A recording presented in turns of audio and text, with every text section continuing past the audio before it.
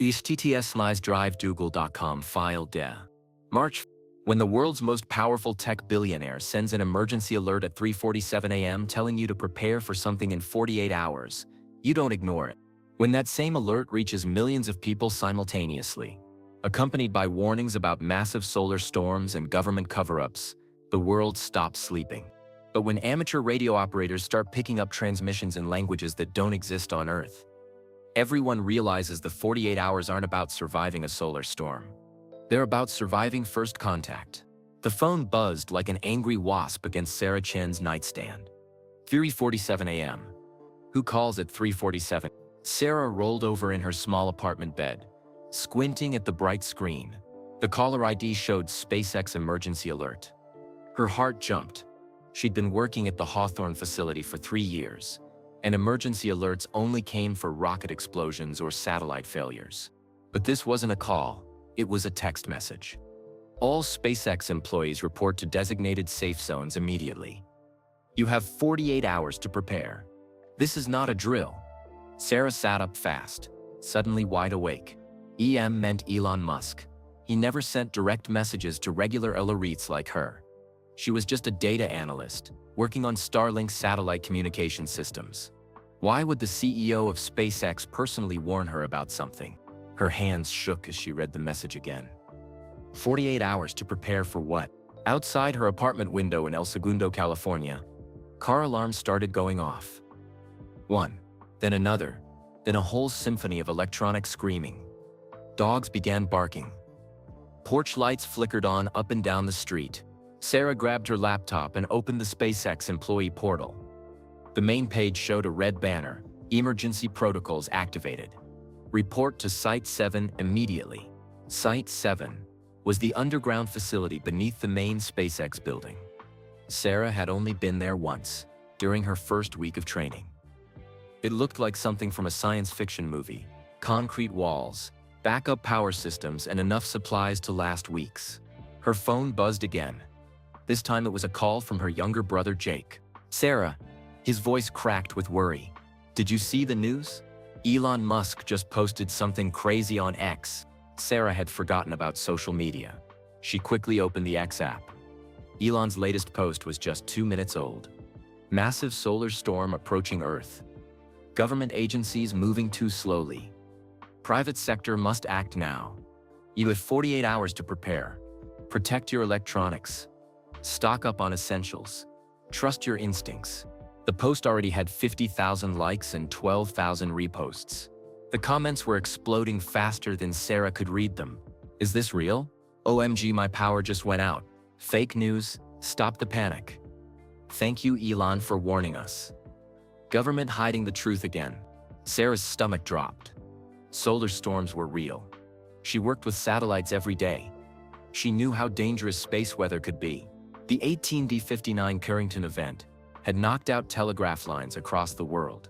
But in 2025, humans depended on electronics for everything. Power grids, hospitals, cars, phones, even water pumps and traffic lights. If a massive solar storm hit Earth, it could knock civilization back to the 80s. Jake, where are you? Sarah asked her brother. I'm at home in Fremont with Mom and Dad. They're freaking out. Dad's trying to fill up the bathtub with water, and Mom's at the grocery store buying everything she can carry. Sarah could hear the fear in her 16-year-old brother's voice. Jake was usually the calm one in their family. If he was scared, this was real. Listen to me carefully, Sarah said, pulling on jeans and a sweatshirt. Get Dad to pull money out of the ATM right now, before the bank's computers crash. Fill every container you can find with water. Get batteries, flashlights, and canned food. Don't use the car unless you have to. If the power grid goes down, gas pumps won't work. Sarah, you're scaring me. Sarah threw essential items into a backpack. Water bottles, energy bars, a flashlight, her battery bank, and the printed emergency contact list that SpaceX made all employees keep updated. She almost forgot her work badge. Without it, she wouldn't get into the underground facility. The drive from El Segundo to Hawthorne usually took 12 minutes. Tonight it took 35. Every gas station had lines of cars stretching into the street. Grocery store parking lots looked like Black Friday sales. People moved with the jerky, desperate energy of panic, barely held in check. Sarah's radio played emergency broadcasts on repeat. This is not a test. Seek shelter immediately. Protect electronic devices. Stay tuned for further instructions. But between the official announcements, Sarah caught fragments of other conversations on different frequencies. Amateur radio operators sharing information, airport control towers coordinating emergency landings, hospital administrators activating disaster protocols. The SpaceX facility in Hawthorne looked like an anthill someone had kicked. Security guards waved employees through the gates without the usual ID checks. The parking garage was filling up with cars as people arrived from across Los Angeles County. Sarah badged into the main building and followed the flow of people toward the underground entrance. She'd never seen so many employees at the facility at once. Engineers, technicians, security personnel, even executives who usually worked from the Austin or Florida locations. The underground facility buzzed with activity. Giant screens showed satellite feeds from around the globe. Weather maps displayed the solar storm as a massive red blob moving toward Earth. Communication teams managed calls with space agencies worldwide. And in the center of it all, Sarah saw him. Elon Musk himself, wearing jeans and a black t-shirt, coordinating with what looked like military officials and government scientists. Sarah found her assigned station, a bank of computers monitoring Starlink satellite health. The data was terrifying. Satellites in high orbits were already showing damage from the leading edge of the solar storm. Communication links were failing one by one as the electromagnetic pulse washed over Earth's satellite network. Her supervisor, Dr. Chen Wei, no relation despite the shared last name, appeared beside her workstation. "Sarah, I need you to access the Starlink emergency protocols. We're about to lose most of our constellation, but we need to keep some communication links active." "For how long?" Sarah asked, her fingers already flying over the keyboard. 46 hours and 13 minutes, Dr. Chen said grimly. "That's how long until the worst of the storm passes." Sarah pulled up the satellite control interface. But something was wrong. A new window had appeared on her screen, one she'd never seen before. It showed a classified SpaceX internal memo with a subject line that made her blood freeze. "Operation Solar Shield. Eyes only. Authorized personnel only." The memo was addressed to essential personnel level 7 and above. Sarah was only level 4. She shouldn't be able to see this. But there it was, displaying on her monitor like someone had specifically sent it to her. The first line read, "This communication is to confirm that Project Solar Shield is now active. All personnel are reminded that disclosure of classified information to unauthorized individuals, including family members, is punishable under Section 18 of the National Defense Authorization Act." Sarah's hands trembled as she continued reading. The approaching solar event provides necessary cover for Phase 1 implementation. All team members should prepare for extended isolation and communication blackout. Phase 2 will commence upon confirmation of external arrival. External arrival? What did that mean? Before Sarah could read further, every light in the underground facility went out. Emergency lighting kicked in 3 seconds later, bathing everything in eerie red glow. But Sarah's computer screen stayed black. All the monitors in the facility had gone dark simultaneously. In the sudden quiet broken only by the hum of backup generators, Sarah heard Elon Musk's voice carrying across the facility. "Ladies and gentlemen, Phase 1 has begun. For the next 48 hours, we are humanity's backup plan." But before anyone could get answers, the facility's communication system crackled to life with a voice Sarah didn't recognize. "SpaceX Hawthorne. This is NORAD Command. We have confirmation of unusual activity in the outer solar system. Recommend immediate implementation of contact protocols." "Contact protocols?" Sarah looked around at her coworkers' confused faces and realized that the solar storm warning might have been preparation for something much bigger than electromagnetic pulses and power outages. Something was coming to Earth. Something that required 48 hours of preparation and backup plans and classified operations hidden behind cover stories about space weather. And in approximately 46 hours, whatever it was would arrive. Dr. Maria Rodriguez had been staring at the same computer screen for 3 hours straight. Her eyes burned, but she couldn't look away from the data streaming in from NASA's Solar Dynamics Observatory. The numbers made no sense. At 6:52 a.m. Eastern Time, Her secure phone rang. The caller ID showed NOAA's space weather, Dr. Park. James Park was her oldest friend in the space science community. They'd worked together for 15 years, tracking solar flares and space weather events. If James was calling this early, something was very wrong. "Maria, you need to see the latest readings from the magnetometer network," James said without any greeting. His voice was tight with stress. "This isn't just another solar flare." Maria pulled up the real-time data from NOAA's Space Weather Prediction Center in Boulder, Colorado. What she saw made her stomach drop. The coronal mass ejection heading toward Earth was massive, larger than anything in recorded history. The 1859 Carrington event, the biggest solar storm on record, had caused telegraph wires to spark and catch fire. But that was when humans barely used electricity. In 2025, the world ran on electronics. Power grids, hospitals, communication networks, transportation systems, banking, water treatment plants. Everything depended on devices that would be fried by a storm this size. "James, are you seeing magnetic field readings of -500 nanotesla?" "I'm seeing -8047, James replied. "And it's still growing." Maria's hands trembled as she pulled up historical comparisons. The Carrington event had peaked at -900 nanotesla. This storm was already approaching that level, and it wouldn't reach Earth for another 44 hours. "We need to call the Emergency Coordination Center," Maria said. "I tried. Phone lines are jammed. I think word is already getting out." Maria lived in Beltsville, Maryland, with her two daughters, Emma and Sophia. Emma was 17, a senior in high school who wanted to study astrophysics. Sophia was 14 and worried about everything: grades, friends, whether her mom worked too much at NASA's Goddard Space Flight Center.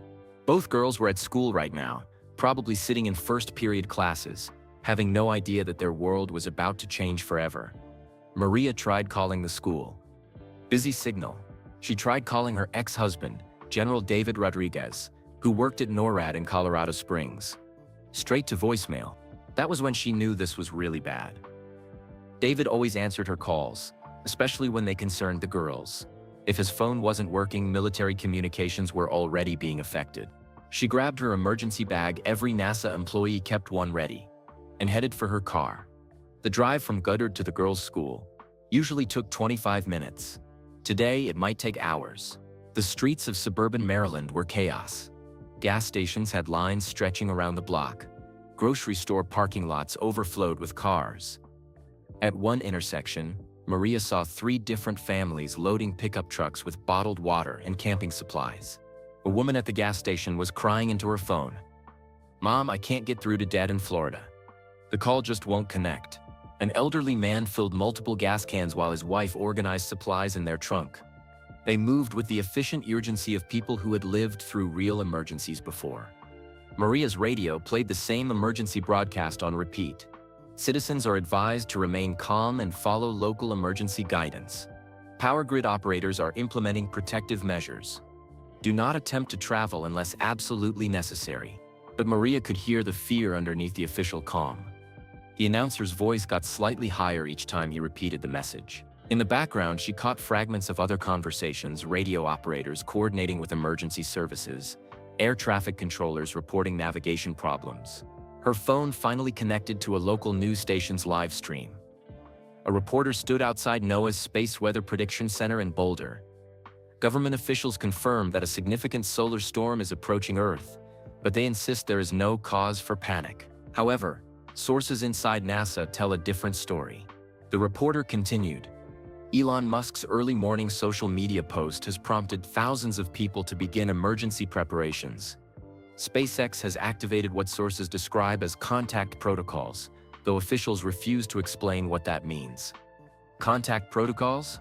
Maria had never heard that term before, and she worked with space agencies around the world. She tried calling James Park again. This time the call connected, but the line crackled with static. "Maria? Thank God. Listen carefully.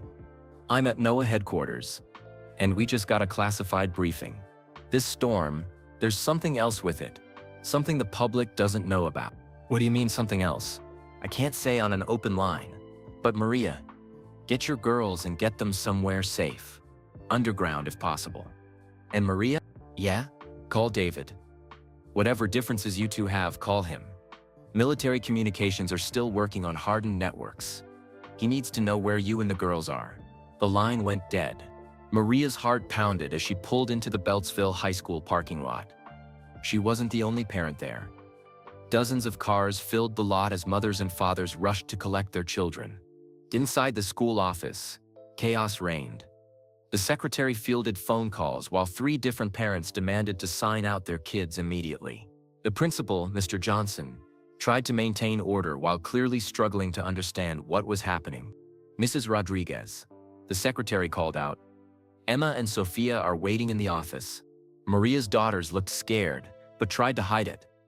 Emma, the older one, asked quietly, "Mom, is it really that bad? People are saying the power might go out for weeks." "So I don't know yet, sweetheart, but we're gonna be prepared, okay?" Sophia, always the worrier, grabbed her mother's hand. "Are we going to be safe?" "Yes," Maria said firmly, hoping she was telling the truth. "We're going to be safe." As they walked to the car, Maria's phone rang again. This time, the caller ID showed D. Rodriguez, NORAD, her ex-husband. "Maria, where are you?" "I just picked up the girls from school." "David, what's going on?" James Park said there's something else with the storm. David's voice carried the controlled tension she remembered from their marriage, the tone he used when military situations got serious. "Get the girls and head to the Goddard Underground facility. Dr. Patterson is expecting you." "Maria, this is bigger than just space weather." "How much bigger?" "I can't say on this line." "But Maria, remember our agreement about the emergency protocols? If I ever told you to take the girls to secure federal facilities?" Maria's blood turned cold. Years ago, when David was deployed to Afghanistan and she was raising the girls alone, they'd made contingency plans. If something ever threatened homeland security, terrorist attacks, foreign invasion, nuclear war, she would take Emma and Sophia to the most secure location available. "David, you're scaring me." "Good. Fear keeps you alert. Get to Goddard now." "And Maria? Tell the girls I love them." The line went dead again. Maria looked at her daughters, trying to keep her expression calm. But Emma, smart and observant like her father, wasn't fooled. "Mom, that was Dad, wasn't it? He only uses that voice when something really bad is happening." Before Maria could answer, her laptop chimed with an incoming secure message. The sender was listed as NASA Emergency Coordination, Priority Alpha. She opened the message, and her world shifted. "Dr. Rodriguez, your expertise in solar magnetosphere interactions is required immediately. Please report to Goddard Underground Facility 3 with your family. Dr. Patterson will brief you on Project Solar Shield. Time sensitive. Approach vector confirmed. Arrival in 46 hours, 23 minutes. This communication will self-delete in 60 seconds. Project Solar Shield, approach vector." Maria watched the message countdown, 15 seconds, 10 seconds, 5 seconds, gone. She stared at the blank screen, her scientific mind racing. Approach vector was a term used for spacecraft, not solar storms. Solar storms didn't have approach vectors, they were electromagnetic radiation traveling at the speed of light. What was arriving in 46 hours that required an approach vector? Sophia tugged on her mother's sleeve. "Mom, why are you looking at your computer like that?" "Girls, we need to go to Mom's work. Right now." As they drove toward NASA Goddard, Maria's mind raced through possibilities. Solar storms were natural phenomena. Plasma and magnetic fields ejected from the sun's surface. They followed predictable physics, traveled at known speeds, and could be detected days in advance by any competent space weather monitoring system. But something with an approach vector was artificial, controlled, intentional. Emma, always curious about her mother's work, asked the question that confirmed Maria's worst fears. "Mom, if this is just a solar storm, why do they need your expertise in magnetosphere interactions?" "Solar storms are pretty straightforward, right?" Maria realized her brilliant daughter had spotted the same inconsistency that was bothering her. Solar storms were well-understood phenomena. Every space agency in the world knew how to track and predict them. Why would NASA need emergency consultations about something so routine? Unless it wasn't routine. Unless the solar storm was cover for something else entirely. something that required 48 hours of preparation, contact protocols, and experts in how Earth's magnetic field interacted with external objects. As they pulled into the NASA Goddard facility, Maria's secure phone buzzed with one more message. Dr. Rodriguez, Phase 1 confirmed successful. Phase 2 begins in 44 hours. Prepare for contact. 2,000 miles away in Austin, Texas, Mark Johnson was having the worst morning of his life. His phone had been buzzing non-stop since 5:30 a.m., with messages from Tesla Gigafactory, Texas. As an electrical engineer, Mark understood power grids better than most people. He knew what a massive solar storm could do to Texas's independent electrical system. The 2021 winter storm had left millions without power for days when temperatures dropped below freezing. At least that had been predictable weather. Solar storms struck without warning and could fry every electronic device in the state. Mark's wife Lisa was getting ready for her shift at Dell Children's Medical Center. As a pediatric nurse, she'd seen how quickly medical emergencies could turn tragic without reliable power and equipment. "Honey, maybe you should call in sick today," Mark suggested, watching his wife put on her scrubs. "Dad, look at this," Tyler said, holding up his phone. Everyone's posting about Elon Musk's warning. Some people think it's fake, but others are saying their power already went out. Mark looked at his son's screen. Videos showed long lines at gas stations, crowded grocery stores, and families loading cars with supplies. In some clips, people argued about whether the threat was real. "Is Mr. Musk lying to us?" Madison asked in a small voice. "No, sweetheart. Mr. Musk wouldn't lie about something this serious." Mark's work phone exploded with notifications. Emergency messages from Tesla management flooded the screen. All Gigafactory Texas operations suspended immediately. Critical equipment moved to EMP-shielded storage. Essential personnel report to underground facilities. EMP meant electromagnetic pulse, exactly what solar storms created when they hit Earth's magnetic field. Lisa kissed the children goodbye and headed for the hospital. "Mark, if things get bad, take the kids to your dad's farm. He has solar panels and a generator." "How long is a while?" Tyler asked. "Maybe a few days. Maybe a week." "A week?" Madison's voice got higher. "What about school? What about my soccer game on Saturday?" "Madison, if the power goes out across Texas, there won't be school or soccer games. There might not be anything electronic working at all." Tyler, scrolling through social media, looked up with confusion. "Dad, some of my friends in California and Florida aren't responding to my messages. And look at this." He showed his father a video of a news reporter standing outside SpaceX in California. Mark had no idea what contact protocols were, but the phrase made him uncomfortable. Contact with what? His phone rang. The caller ID showed Dad. Mark's father, Joe Johnson, was 82 years old and lived on a small farm outside Austin. He was a Korean War veteran who'd spent his retirement growing vegetables and raising chickens. Despite his age, Joe kept himself informed about world events through news radio and conversations with other veterans. "Dad, I know about the solar storm. We're prepared." "This isn't about the solar storm, son. I just got off the phone with my buddy Tom Chen. He's retired Air Force, worked at NORAD for 20 years. He says military communications networks have been activated worldwide, not just in the US. Everywhere." Mark felt cold dread creeping up his spine. "What do you mean, everywhere?" "I mean Russia, China, NATO, everybody." Tom says he's never seen coordination like this, except during nuclear crisis situations. "Whatever's coming, it's bigger than space weather." Mark looked at his 3 children, still eating breakfast, still believing their biggest problem was whether they'd have power for their video games and phones. "Dad, what aren't they telling us?" "I don't know, son. But I've got a ham radio, solar panels, and enough food for a month. More importantly, I've got a root cellar that's deeper underground than any basement in Austin. If something bad is really coming, you want your family here." After hanging up, Mark made the hardest decision of his morning. He called Lisa at the hospital. "Honey, you need to come home. We're leaving for Dad's farm." "Mark, I can't. We've got critically ill children here. The hospital is preparing for extended power outages. They need me." "Lisa, this is bigger than power outages. Something else is happening." "What do you mean, something else?" Mark looked at Tyler, who was listening to the conversation while monitoring social media. His 15-year-old son had picked up fragments of information that adults were missing. Mentions of contact protocols, unusual military activity, and strange discrepancies in official statements. "Tyler, show me everything you found online." Tyler pulled up screenshots and videos he'd saved. SpaceX employees talking about external arrival, amateur radio operators discussing mysterious signals from space, and a video of what looked like military vehicles moving through major cities.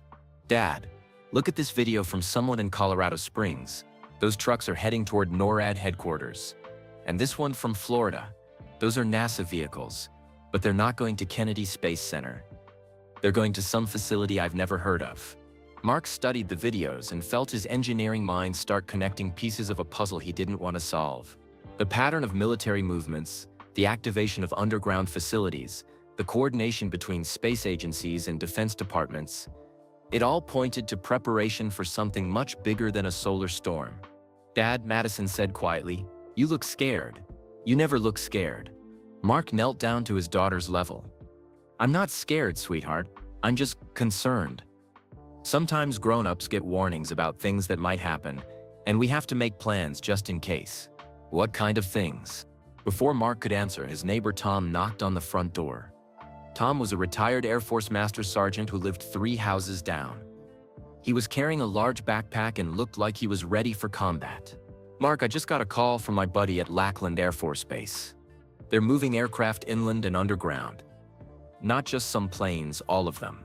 They're also evacuating non-essential personnel from Johnson Space Center in Houston." "Tom, what does that mean?" Tom looked at Tyler, Madison, and Ethan, then back at Mark. "Get your family out of the city. My wife and I are heading to her brother's ranch in Hill Country. You should take your kids to your dad's place. The hospital has backup generators and underground areas. Your kids don't. Choose, Mark."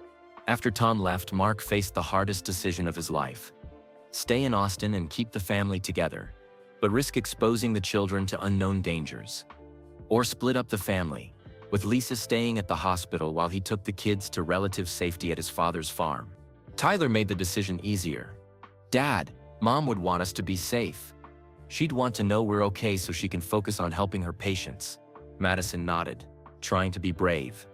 "We can call Mom when the phones work again." Ethan, not understanding the full situation but sensing the tension, asked, "Daddy, are we going on an adventure?" "Yeah, buddy. We're gonna visit Grandpa Joe." As they packed the car with clothes, food, and Tyler's battery-powered radio, Mark's phone chimed with a text message from Lisa. "Take the kids to your dad's. Hospital administrator just told us to prepare for extended emergency operations. I love you all. Stay safe." The drive to Joe Johnson's farm took them through downtown Austin. The streets looked like scenes from disaster movies, long lines at ATMs, crowded electronic stores as people bought batteries and emergency radios, and police directing traffic around accidents caused by distracted, panicked drivers. Tyler monitored ham radio frequencies on his portable device. "Dad, I'm picking up weird transmissions. Military codes, I think. And Dad, some of these voices sound foreign. Like really foreign." "What do you mean?" "I don't just mean accents. I mean different.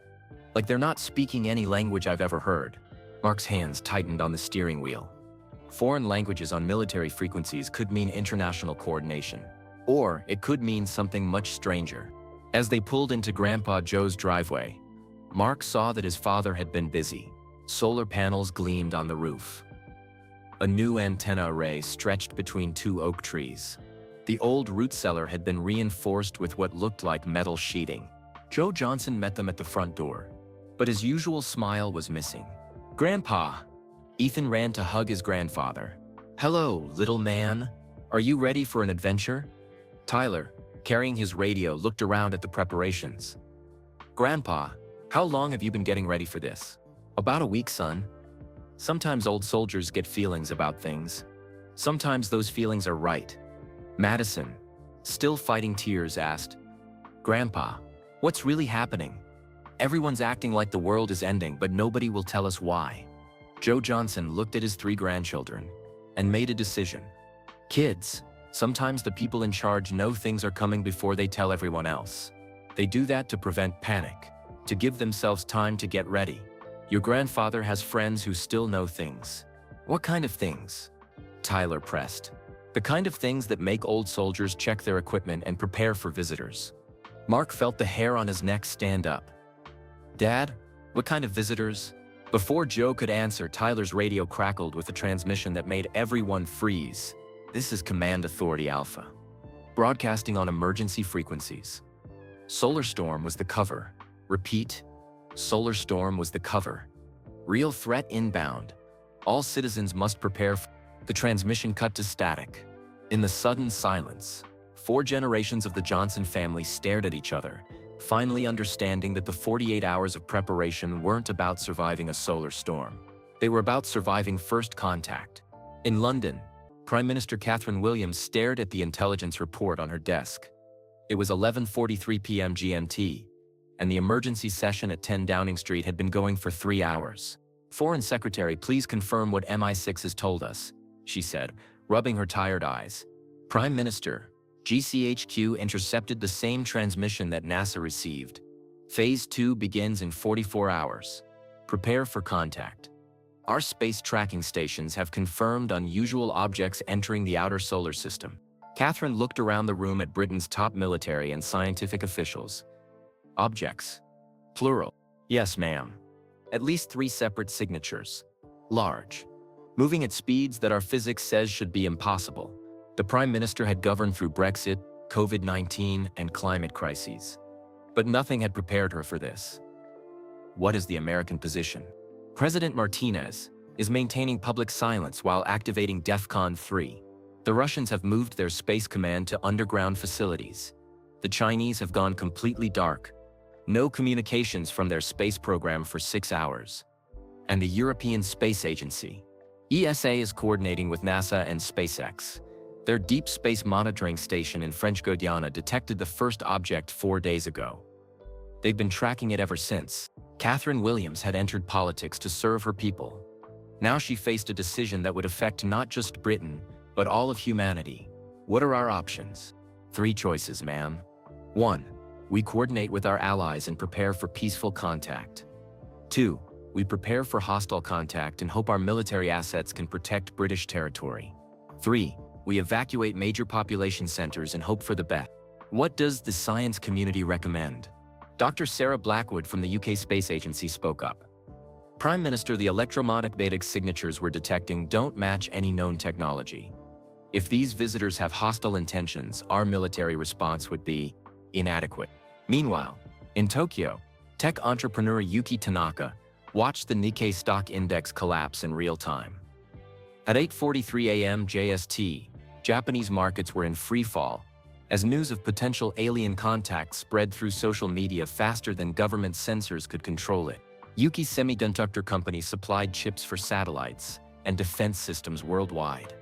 His factories in Osaka and Kyoto were already shutting down to protect sensitive equipment from the approaching solar storm. But the bigger concern was what came after. Tanaka-san, we need your expertise. The objects approaching Earth are transmitting on frequencies that match your quantum communication research. Admiral, that research is theoretical. We haven't built working prototypes. Someone has. The signals are using quantum entanglement principles your team proposed 3 years ago. Either these visitors have developed the same technology independently, or they've been monitoring human scientific progress. Yuki felt his worldview shifting. His research into quantum communication had been purely academic, a way to create unbreakable encryption for financial transactions. The idea that aliens might be using similar technology was both thrilling and terrifying. What do you need from me? Help us understand their communication methods. And Tanaka-san? Tell no one about this conversation. Back in California, Sarah Chen had finally accessed the classified memo that appeared on her computer before the power outage. Working on emergency battery power in the SpaceX underground facility, she read details that changed everything she thought she knew about her job. Operation Solar Shield wasn't just about protecting satellites from electromagnetic pulses. It was a coordinated international effort involving NASA, ESA, SpaceX, and military space commands worldwide. The operation had 3 phases. Phase 1 used the natural solar storm as cover to activate emergency protocols without causing public panic. Phase 3. Coordinate first contact procedures between humanity and visiting intelligences. They'd been planning this for months. Dr. Chen, how long have you known? 3 weeks. Elon got the first confirmed detection from our deep space monitoring satellites. We've been coordinating with space agencies worldwide ever since. Why wasn't I told? Because we needed your genuine reactions. If you'd known aliens were coming, your behavior would have changed. Your family would have noticed. Word would have leaked. Sarah thought about her brother Jake's phone call that morning. He'd been scared but not panicked. If she'd known the truth, would she have been able to keep that information from him? Dr. Chen, what are they like? The visitors? We don't know yet. Their technology is clearly advanced faster than light travel, precision navigation, sophisticated communication systems. But they've made no aggressive moves. In fact, they seem to be deliberately giving us time to prepare. Then we trust that they're wise enough to judge us by our intentions, not our mistakes. Meanwhile, at NASA Goddard, Dr. Maria Rodriguez led her daughters Emma and Sophia through security checkpoints into the underground facility. The reinforced concrete bunker housed critical communication equipment and served as NASA's primary backup command center. Emma, the aspiring astrophysicist, looked around at the impressive technology. Mom, is this where you work when you're tracking satellites? Sometimes. But Emma, I need you and Sophia to understand something. What's happening isn't just about satellites or solar storms. In about 36 hours, we're gonna meet visitors from another world. Sophia, the worrier, grabbed her mother's hand tighter. Are they going to hurt us? I don't think so, sweetheart. If they wanted to hurt us, they probably wouldn't have given us warning time to prepare. Emma, always the scientist even at 17, asked the logical question. Mom, how do we know they're really aliens? What if it's just some secret government project? Maria pulled up the tracking data on a secure computer terminal. Because, honey, these objects are coming from outside our solar system. They've traveled at least 4 light years to get here. No human technology can do that. As the family settled into the secure facility, Maria's ex-husband David called from NORAD. Maria, I can only talk for a minute on this line. The Joint Chiefs are briefing the president in 2 hours. This is really happening. David, are the girls safe here? Goddard is one of the most secure facilities on the East Coast. But Maria, there's something else. We've been monitoring communications between the approaching objects. They're talking to each other. What are they saying? We don't know. The language is unlike anything in our databases. But the communication patterns suggest coordination, planning. They're not just random visitors. They have a purpose. After David hung up, Maria sat with her daughters in the underground facility's family area. Other NASA families were there too. Scientists, engineers, and support staff who'd brought their loved ones to safety. Dr. Patterson, the facility director, addressed the group. Everyone, I know you have questions. In approximately 35 hours, representatives of our species will make formal contact with extraterrestrial visitors. The people in this room are here because your expertise and support are critical to humanity's response. A young boy, maybe Ethan Johnson's age, raised his hand. Dr. Patterson, are the aliens good or bad? Dr. Patterson's answer surprised everyone. That's exactly the right question. And honestly, we don't know yet. That's what we're going to find out. Emma Rodriguez, thinking like the scientist she hoped to become, asked, what if they judge us and decide we're not ready for contact? Then we hope they give us time to grow, Dr. Patterson replied. But Emma, the fact that you're asking that question suggests we might be more ready than we think. As evening approached on the East Coast, similar scenes played out around the world.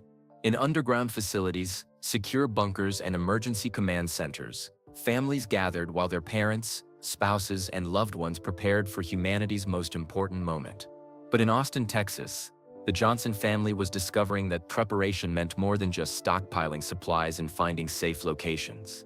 Tyler, monitoring ham radio frequencies in his grandfather's kitchen, picked up a transmission that changed everything. This is Kepler Station. To all receiving stations. Confirmed visual contact with 3 unknown vessels holding position at Jupiter orbit. Vessels are maintaining formation and appear to be waiting. Grandpa Joe looked at his grandson with new respect. Tyler, you've got good instincts for this radio work. What else have you heard? Grandpa, I think they've been here before. Some of the military chatter mentions previous contact protocols and renewed engagement procedures. It sounds like someone's done this before. Joe Johnson, veteran of 2 wars and keeper of many secrets, nodded slowly. Son, governments have been preparing for this possibility for decades. What surprises me is that it's finally happening. As the first day of the 48-hour countdown ended, 3 families, the Chens in California, the Rodriguezes in Maryland, and the Johnsons in Texas, settled in for a night that would be their last as members of a species that believed it was alone in the universe. But none of them could sleep, because in approximately 34 hours, everything they thought they knew about reality was about to change.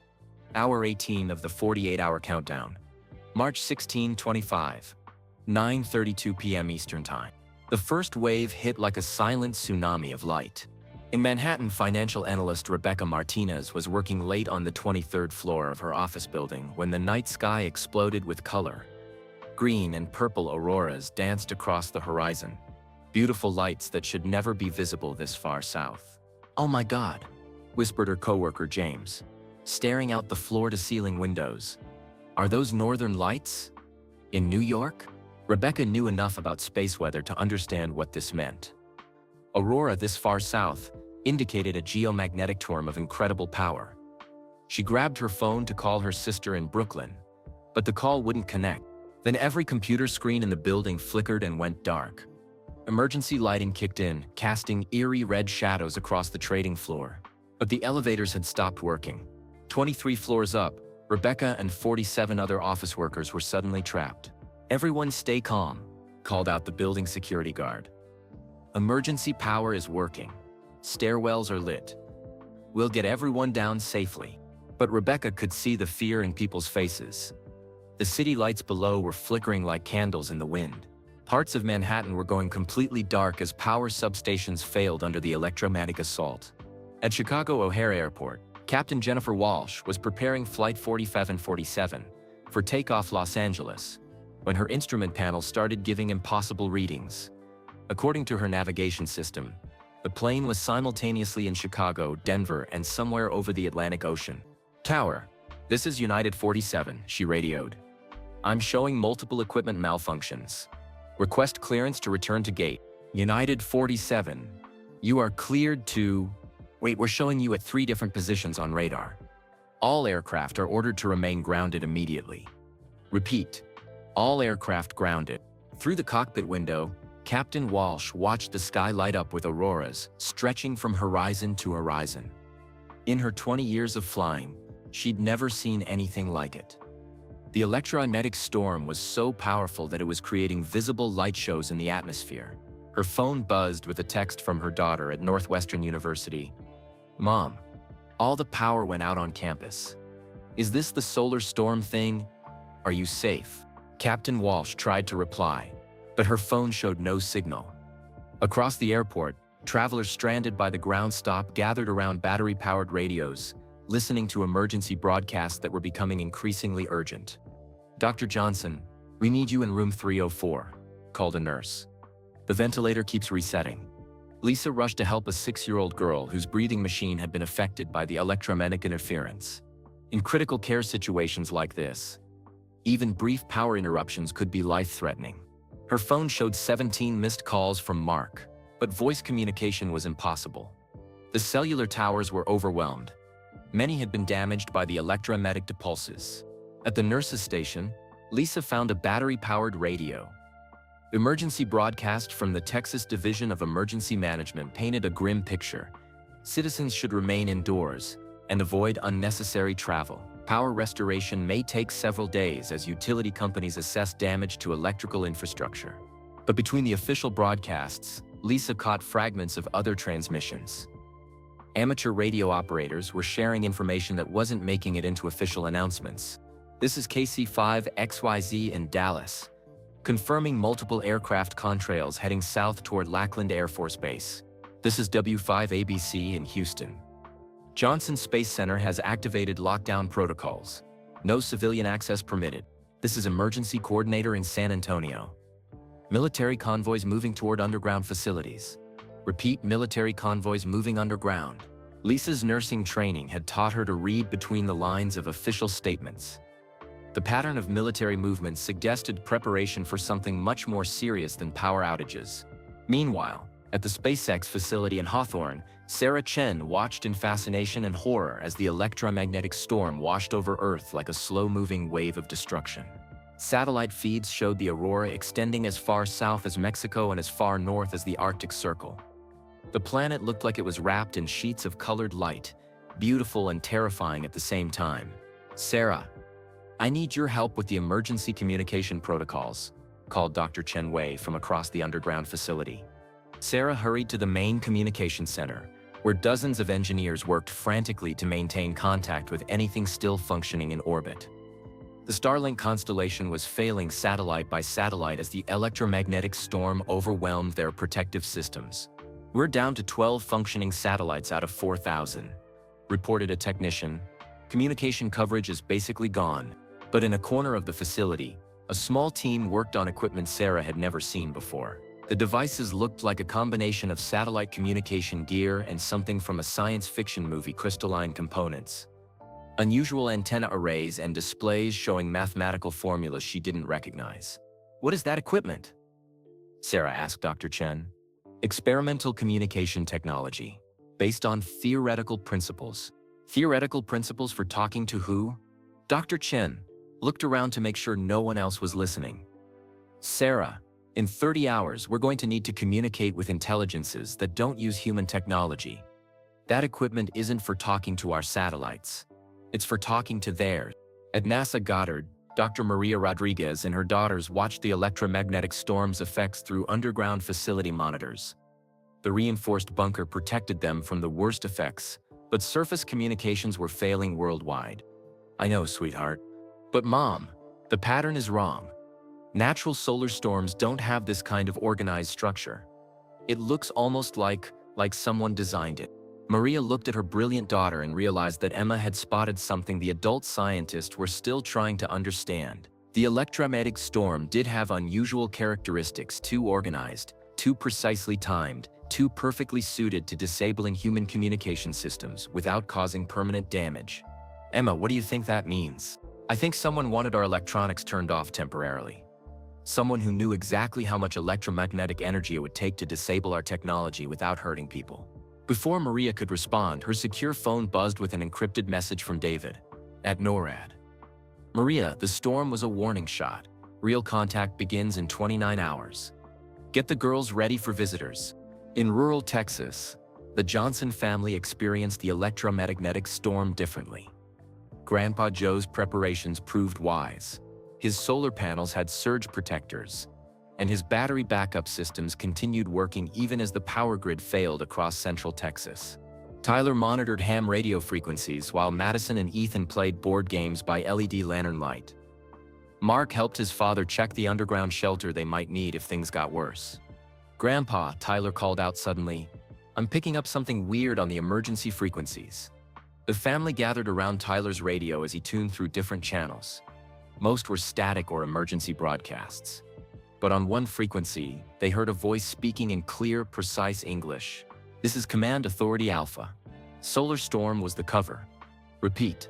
Solar storm was the cover. Real threat inbound. All citizens must prepare for contact with non-terrestrial entities in approximately 29 hours.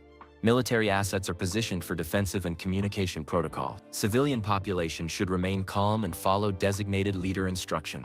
The transmission repeated 3 times, then cut to static. In the silence that followed, Tyler looked at his family with wide eyes. "Non-terrestrial entities. That means aliens, doesn't it?" Grandpa Joe, drawing on decades of military experience, nodded grimly. "Son, that was a military transmission on a frequency that's supposed to be classified. Someone wanted civilians to hear that message." "Why?" Madison asked, her voice small. "Because," Joe said, looking at his 3 grandchildren, "sometimes the best way to prepare people for the impossible is to let them discover the truth gradually." Mark felt his world reshaping around this new reality. "Dad, how long have you suspected?" "Since Tom Chen called yesterday. Military veterans talk to each other. Mark, we share information. The pattern of movements, the activation of deep underground facilities, the coordination between countries that usually don't cooperate. It all pointed to something unprecedented. As the electromagnetic storm continued to rage overhead, painting the Texas sky with impossible colors, Tyler made another discovery on the radio frequencies. This is Deep Space Tracking Station or SIBO-2 to NOAA Space Weather. Confirmed visual contact with artificial objects maintaining position at lunar orbit. Objects are not reflecting sunlight. They appear to be generating their own illumination. The Johnson family stared at each other as the full magnitude of the situation became clear. "They're already here," Tyler whispered. Grandpa Joe checked his watch. 28 hours and 43 minutes until official contact. "But son, I think the real show is about to begin." Outside, the aurora continued to dance across the sky. But now the family understood it wasn't just natural beauty. It was the electromagnetic signature of humanity's last night as the only known intelligence in the universe. Tomorrow, everything would change. Hour 32 of the countdown. March 16, 2025, 3:47 p.m. Mountain Time. The main display screen showed something that would have been impossible to believe 48 hours ago. 3 artificial objects, each roughly the size of a city block, holding steady orbit around Earth's moon. General Rodriguez called Colonel Sarah Kim from the tracking station. "We have confirmation from Deep Space Network stations worldwide. All 3 objects are maintaining perfect formation and responding to our radio signals with mathematical sequences." David had been in the military for 25 years. He'd served in Afghanistan, coordinated disaster responses and managed national security crises. But nothing had prepared him for this moment. "What kind of mathematical sequences?" "Prime numbers, sir. Perfect squares. Fibonacci sequences. They're proving they understand our mathematics. Or they're proving they want us to think they do." The Secure Communications Center received a priority message from the Pentagon. "NORAD Command. This is Joint Chiefs. Presidential briefing in progress. Confirm object status and communication attempts." David picked up the secure phone. "This is General Rodriguez. Objects remain in stable lunar orbit. They've responded to our mathematical transmissions but haven't initiated communication beyond basic acknowledgement. No aggressive movements detected. General, what's your assessment of their intentions?" David looked around the command center at the dozens of personnel tracking every aspect of the situation. Scientists, military strategists, communication specialists, and intelligence analysts, all working together to understand humanity's first contact with extraterrestrial intelligence. "Sir, if they wanted to harm us, they probably wouldn't have given us advance warning through electromagnetic storms and gradual revelation. But we should remain prepared for any possibility."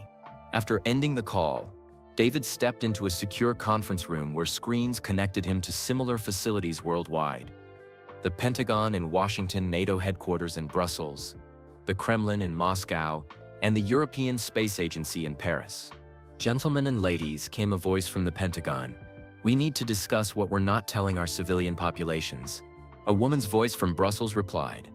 "Our position has been to maintain calm while gathering information. Mass panic serves no one." "Agreed," said a Russian-accented voice from Moscow. "But our scientists detect unusual energy signatures from the objects. Technology beyond our current understanding." David listened as military leaders from around the world shared classified information. The picture that emerged was both fascinating and terrifying. The objects, everyone was now calling them ships, had been detected 4 days ago by military space tracking systems. Their approach path had been calculated to arrive exactly when the natural solar storm would disable most civilian communication systems. But the ships hadn't just arrived randomly. They'd been transmitting coded signals to Earth for 72 hours before the solar storm hit. Signals that seemed designed to be detected only by advanced military communication systems. Someone had wanted Earth's governments to know they were coming, but they'd wanted to control the timing and manner of that knowledge. At SpaceX in California, Sarah Chen worked with a team of engineers to decode the alien transmissions. The underground facility's advanced communication equipment had survived the electromagnetic storm, and they were now receiving direct signals from the 3 ships. "Sarah, look at this," called Dr. Chen Wei from the main analysis station. "The transmission patterns are incredibly sophisticated. Quantum encrypted, multidimensional data streams, mathematical proofs embedded in the signal structure." Sarah studied the data displays. Dr. Chen, this isn't just random contact. Look at the tiding intervals. They're coordinated with Earth's rotation and the positions of our major space installations. What does that mean? It means they've been studying us. They know where our important facilities are located. They know our communication technologies.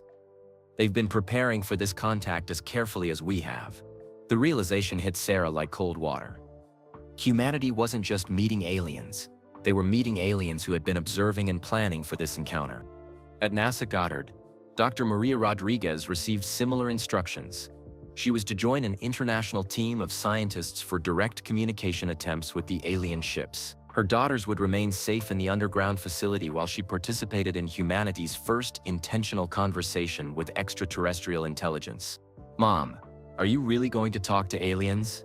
Emma asked, trying to sound excited rather than scared. "It looks that way, sweetheart." Sophia hugged her mother tightly. "What if they don't like us? What if they think we're too young or too stupid?" Maria knelt down to her younger daughter's level. "Sophia, you know what I've learned from studying space? The universe is full of incredible things we don't understand yet. But the fact that these visitors have been so careful about making contact suggests they want this to go well." "How do you know they've been careful?" "Because, honey, they could have just appeared without warning. Instead, they used the solar storm to gradually prepare us. They're giving us time to adjust to the idea." In rural Texas, the Johnson family gathered around their battery-powered radio as the electromagnetic storm reached its peak. Grandpa Joe's ham radio equipment, protected by his homemade Faraday cage, continued to receive transmissions from around the world. "Tyler, what are you hearing on the emergency frequencies?" Mark asked his son. Tyler adjusted the radio carefully. "Dad, it's incredible. I'm picking up transmissions from Australia, Europe, even Antarctica. Everyone's coordinating the same kind of response." "What kind of response?" "Communication protocols. Safe zones. Something called contact teams." "Dad, it sounds like every country on Earth has been preparing for this." Grandpa Joe nodded from his rocking chair. "Makes sense. If you know visitors are coming, you coordinate with your neighbors. Even neighbors you don't usually get along with." Joe Johnson had survived 2 wars and raised 3 children. He'd learned to judge intentions by actions rather than fears. "Madison, sweetheart, think about it this way. If someone traveled from another star to visit Earth, and they wanted to hurt us, would they announce themselves politely and give us time to prepare?" "No," Madison said slowly. "They'd probably just attack." "Exactly. The fact that they're being so careful suggests they want this meeting to go well." Tyler looked up from the radio with excitement. "Grandpa, I think I'm hearing them. The aliens. Listen to this." He turned up the volume on a frequency that carried a sound unlike anything they'd heard before. Not exactly lyric, not exactly speech, but something rhythmic and mathematical that seemed to convey meaning. "It's beautiful," Madison whispered. The transmission lasted exactly 3 minutes, then stopped. In the silence that followed, Tyler's regular radio picked up an emergency broadcast. The Johnson family looked at each other in amazement. After hours of speculation and worry, the truth was finally being revealed to the public. 16 hours, Mark said quietly. "After all this waiting, it's really gonna happen in 16 hours. But Tyler, still monitoring radio frequencies, held up his hand for silence. "Wait. There's something else." A new transmission came through, clearer than before. In perfect English. "People of Earth, this is a preliminary communication from the vessel you have designated Contact Ship 1. We are peaceful explorers from a star system you call Proxima Centauri. We have traveled 4.2 light-years to meet with your species." The family held their breath as the voice continued. "We have been monitoring your solar system for 12 of your years, waiting for your species to develop sufficient technology and social cooperation for meaningful contact. The recent improvement in your global communication networks and international space cooperation indicated you were ready." Tyler grabbed a notebook and started writing down everything he heard. "We chose to arrive during your solar storm for 2 reasons. To test your preparedness for electromagnetic disruption, and to minimize interference with your electronic systems during our approach. We apologize for any inconvenience this has caused." The voice paused, then delivered the message that changed everything. "We are not alone in making this journey.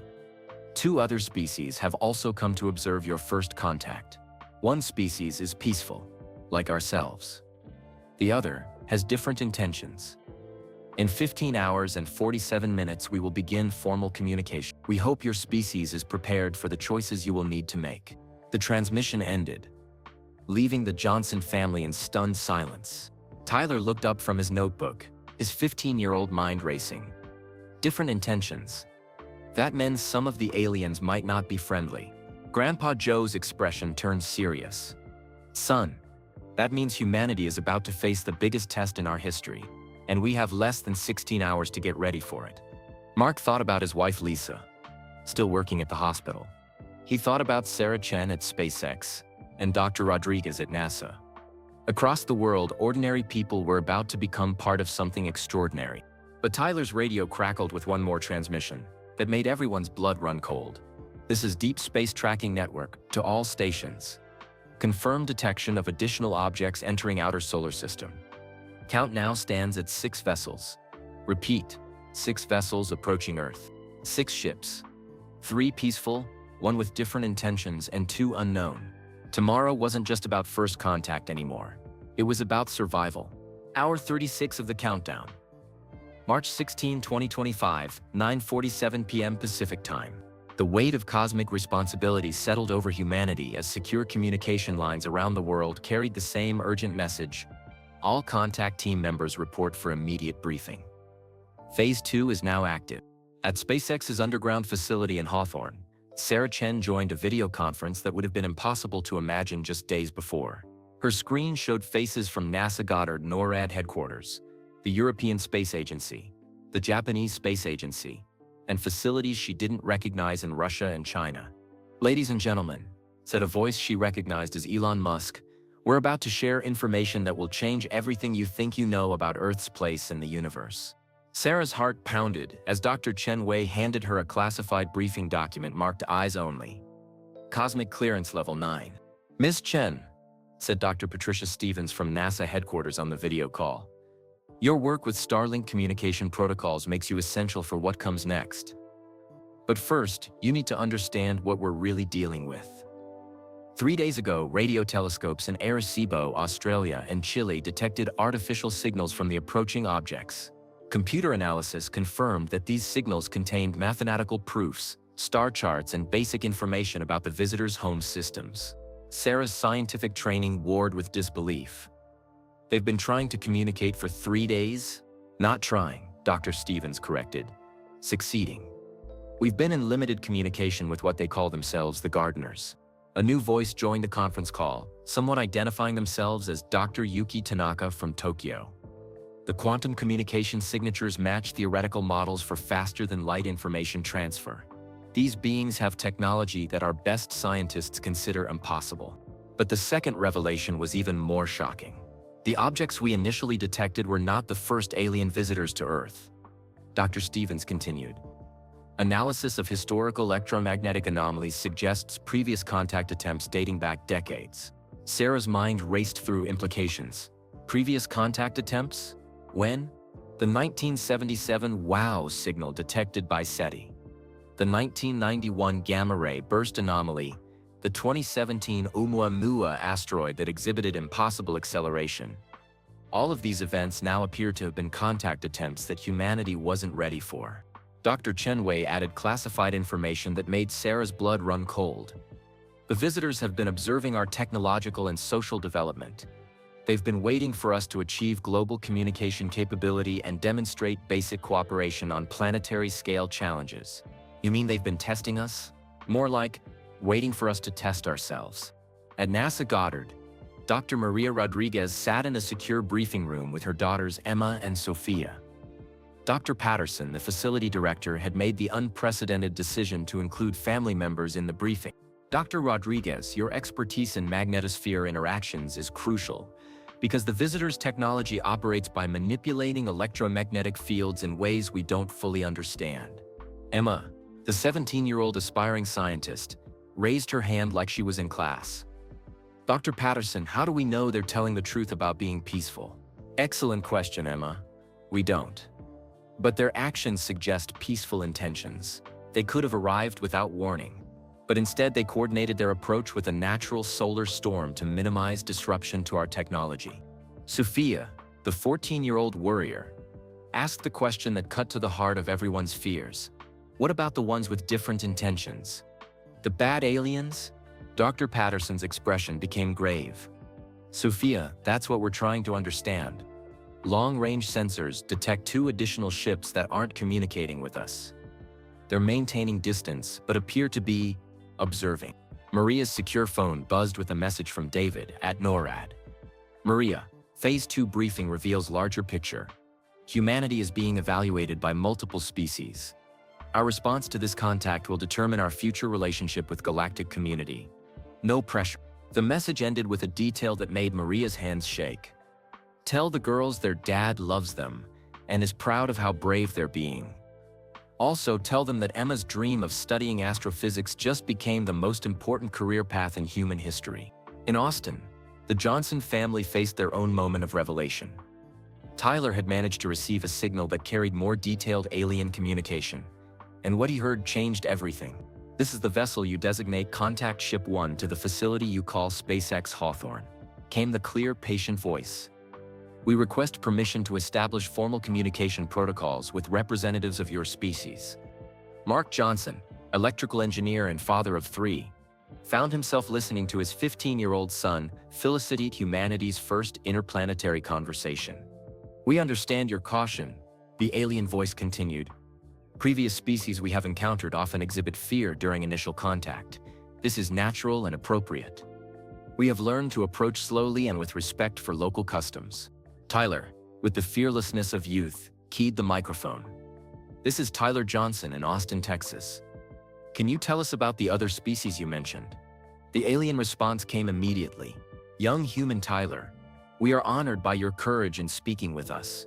We are part of a community of species that developed spaceflight and chose to use it for exploration and life preservation rather than conquest. What about the ships that aren't talking to us? Those represent a different choice. A species that developed similar technology but chose expansion and dominance over cooperation and growth. Grandpa Joe, listening to his grandson communicate with beings from another star, felt pride and terror in equal measure. Tyler, ask them how many species they've met before. We have encountered 17 species that achieved interstellar capability, came the patient reply. 9 chose the path of cooperation and now work with us to preserve and nurture life throughout this galactic region.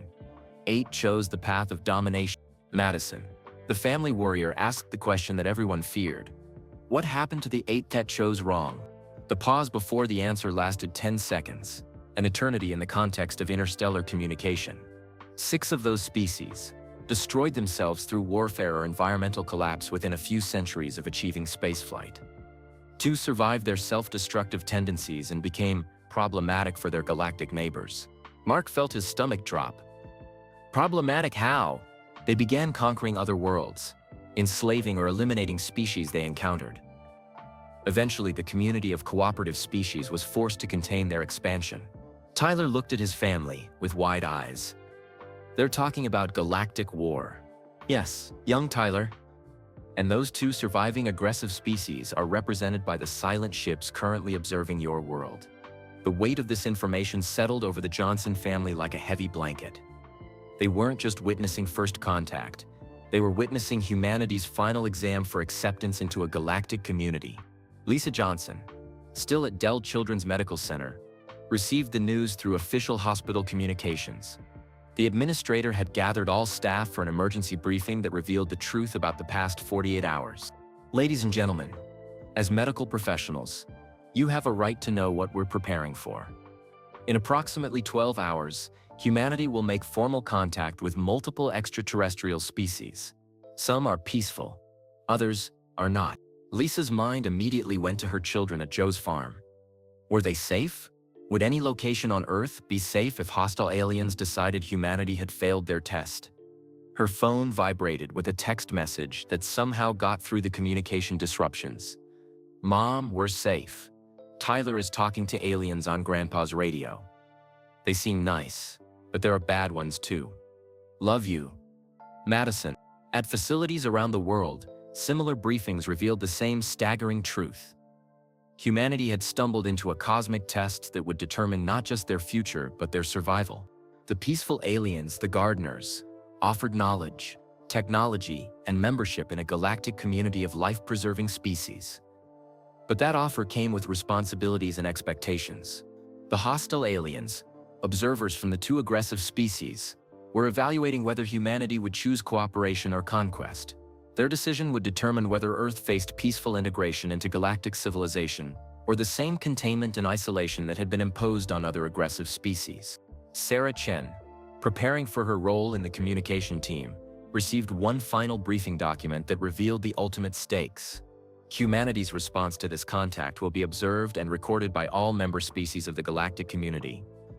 Our choice will serve as precedent for how future species are approached and evaluated. We are not just choosing our own fate, we are helping to determine the standards by which other emerging civilizations will be judged. The document continued. Furthermore, analysis of alien communications suggests that another species in a nearby star system will reach similar technological capability within 200 years.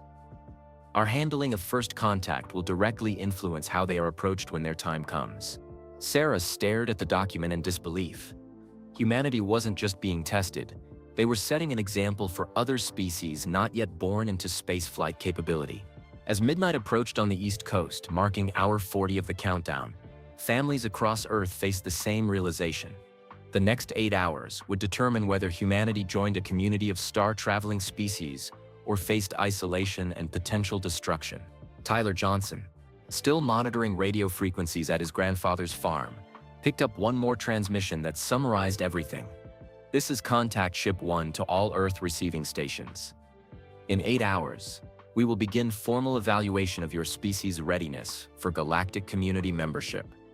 The evaluation has 3 components: technological capability, social cooperation, and moral wisdom. Your performance on the first 2 components has been adequate. The third component will be tested through your response to a choice we will offer you. The voice paused, then delivered words that would haunt everyone who heard them. Please understand, this choice will be final. Species that demonstrate wisdom are welcomed into the galactic community with all associated benefits and protections. Species that demonstrate otherwise face a different future. Tyler looked at his family and realized that tomorrow morning humanity would discover whether it would join the stars or be left alone to face whatever came next. The 48 hours of preparation were almost over. The real test was about to begin. Hour 48, March 17, 2025, 8:01 a.m. Pacific Time. The moment humanity had been preparing for arrived with stunning simplicity. At exactly 8:00 a.m., every working radio, emergency broadcast system, and communication device on Earth received the same transmission simultaneously. Greetings, people of Earth. We are the gardeners, caretakers of life in this galactic region. We have monitored your species for 12 of your millennia, watching your progress with great interest and hope. Sarah Chen stood in SpaceX's main communications center, surrounded by the most advanced alien contact equipment on Earth. The voice speaking to humanity was warm, patient, and somehow conveyed emotions that transcended language barriers. Around her, engineers and scientists from dozens of countries worked frantically to record and analyze every aspect of the combination. But Sarah found herself focused on something simpler. The aliens sounded genuinely caring. However, the voice continued, "You have also developed the capability to destroy your biosphere, to wage war with weapons that could eliminate all life on your planet, and to exhaust the resources that sustain your civilization." At NASA, Goddard, Dr. Maria Rodriguez listened to the transmission while her daughters Emma and Sophia sat beside her in the secure briefing room. Emma had her notebook out, writing down everything the aliens said. Sophia held her mother's hand tightly. This threshold, the development of both creative and destructive capabilities, is one that all intelligent species must pass. We have encountered 16 other species at this same point in their development. Tyler Johnson, monitoring the transmission from his grandfather's farm in Texas, had connected his ham radio to a small speaker so his whole family could hear. Mark, Madison, Ethan, and Grandpa Joe gathered around the kitchen table, listening to words that no human family had ever heard before. 9 of these species chose wisdom. They learned to use their capabilities to preserve and nurture life, both on their own worlds and throughout the galaxy. These species now work with us as gardeners, helping to guide other emerging civilizations. The alien voice paused, and in that silence, families around the world held their breath. 7 species chose differently. They used their capabilities for conquest, expansion, and domination. 6 of these species destroyed themselves within a few centuries. 1 survived and became a threat to all life in this galactic region. Madison Johnson whispered to her father, "Dad, are those the bad aliens Tyler heard about?" The surviving aggressive species now observes your world from ships positioned in your outer solar system. They seek to recruit allies for their expansion or to eliminate species they perceive as threats. They offer a different path than we do, one of power through conquest rather than growth through cooperation. Dr. Lisa Johnson, still at Dell Children's Medical Center, listened to the transmission through the hospital's emergency communications system. Around her, medical staff continued caring for patients by emergency lighting and backup power. The alien revelation didn't stop the work of healing, but it gave new meaning to every life they saved. A young resident asked, "Dr. Johnson, what does this mean for us?" For medicine, Lisa looked around at her colleagues, nurses, doctors, technicians, all people who had dedicated their lives to preserving and healing life. "I think it means we're already practicing what they call being gardeners. We just didn't know that's what it was called." The alien transmission revealed more details that reshaped humanity's understanding of its own history. Your recent global pandemic, while tragic, demonstrated remarkable cooperation between your nations. The rapid development of medical treatments, the sharing of scientific information across political boundaries, and the sacrifice of healthcare workers showed us that your species possesses the empathy and collaboration necessary for galactic citizenship. Sarah Chen felt tears in her eyes as she realized the aliens had been watching humanity's response to COVID-19, judging whether humans could work together when faced with a species-wide threat. Similarly, your response to climate change challenges, though imperfect, shows growing awareness that your planet's welfare requires international cooperation. Your species is learning to think beyond tribal and national boundaries. The voice took on a more serious tone. However, we must also note concerning developments. Some of your nations continue to prioritize short-term advantage over long-term survival. Some of your leaders choose conflict over cooperation. These tendencies concern us because they mirror the early behaviors of species that ultimately chose the path of aggression. General, called Colonel Kim from the tracking station. "We're receiving priority communications from the ship's designated hostile observers. They're requesting permission to address Earth directly." David's stomach dropped. What's the content of their request? They want to make a counteroffer to humanity. They're claiming the gardeners are deceiving us about the true nature of galactic politics. This was the scenario military planners had feared most. Humanity caught between 2 different alien factions with conflicting agendas. The gardener transmission continued, as if they were aware of these developments.